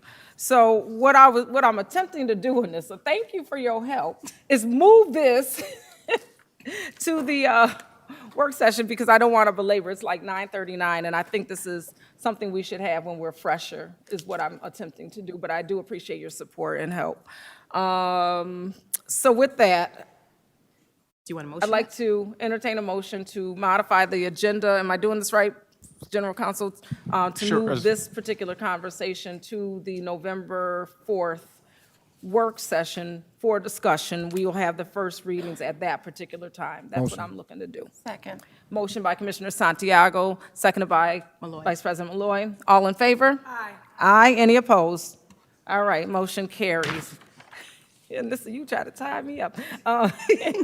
Okay. We have policy language here for, oh, no, that's it. Never mind. We have a staffing update.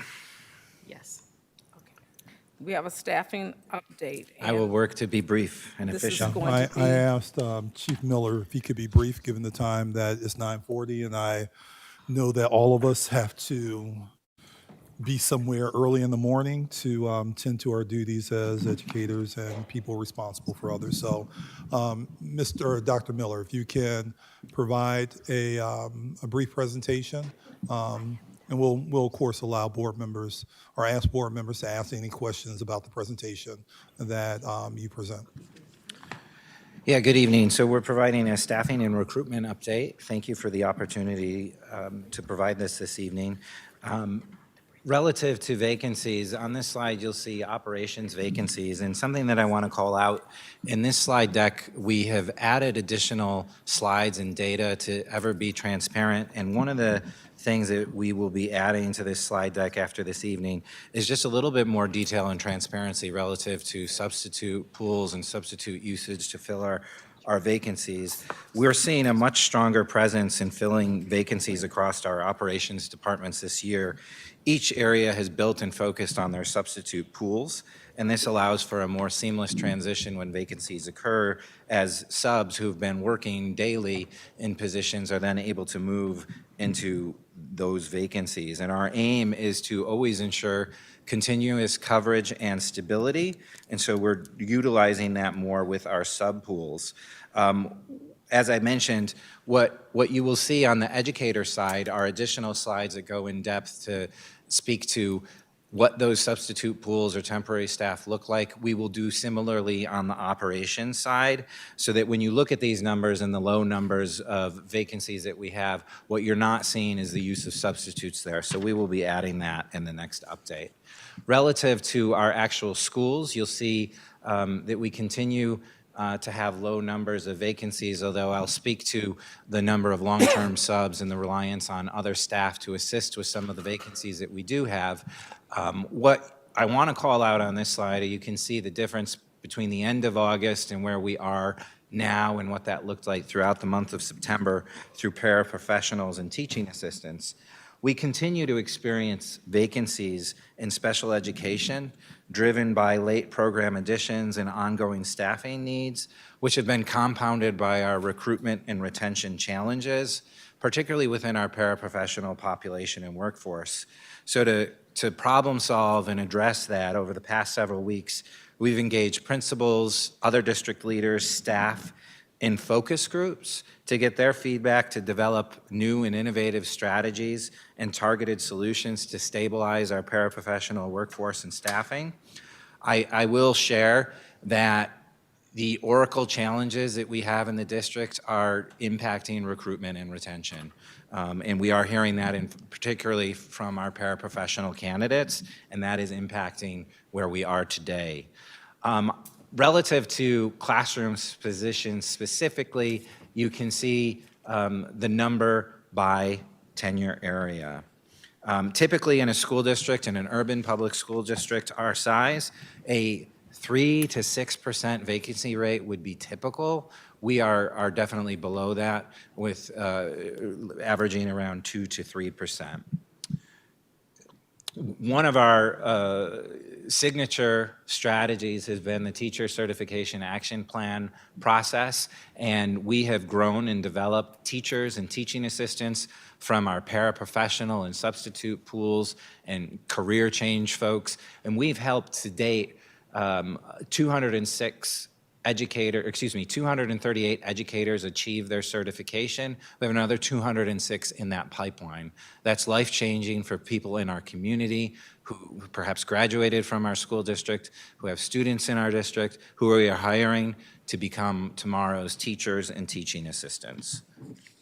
Relative, so this is an example of some of the deeper data around staffing and what our staffing situation looks like.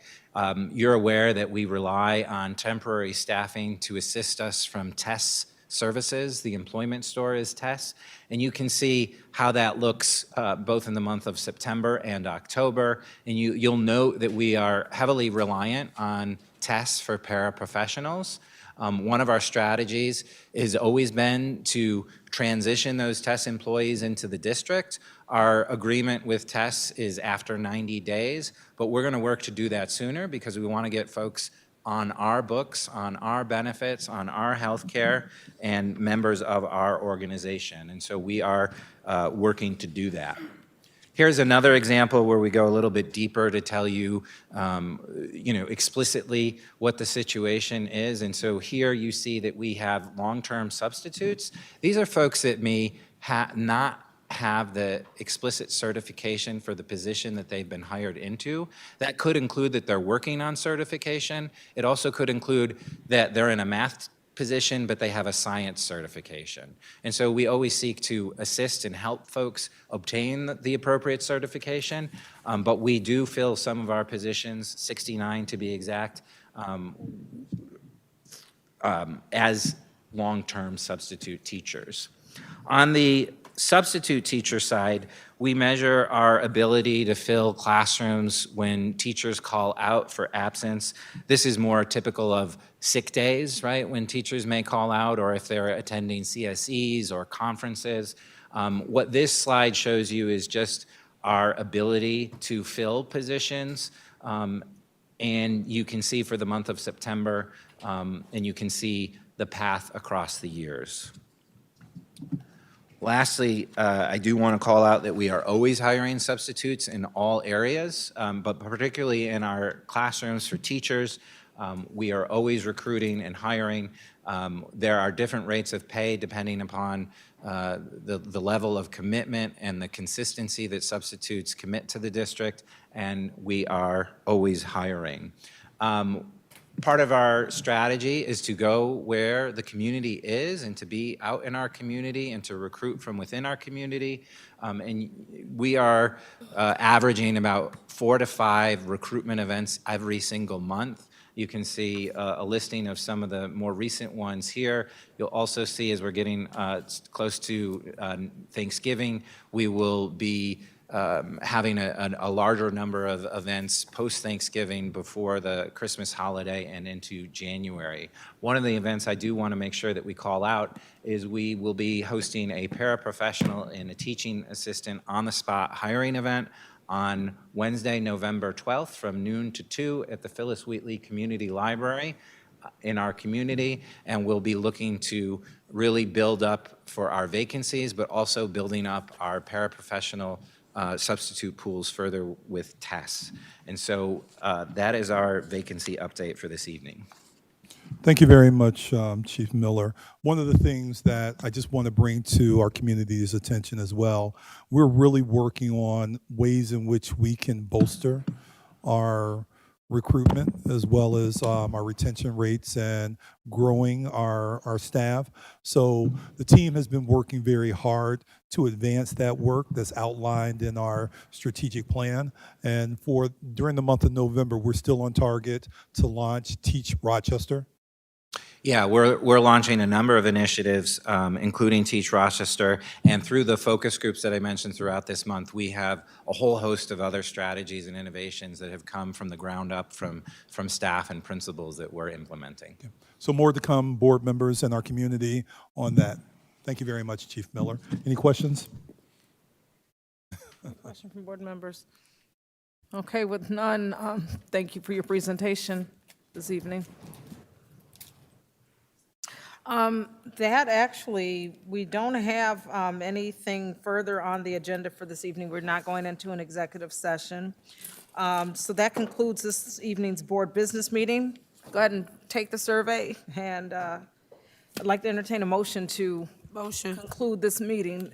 Commissioner Griffin? Second. Commissioner Santiago, all in favor? Aye. Aye. Any opposed? Good night.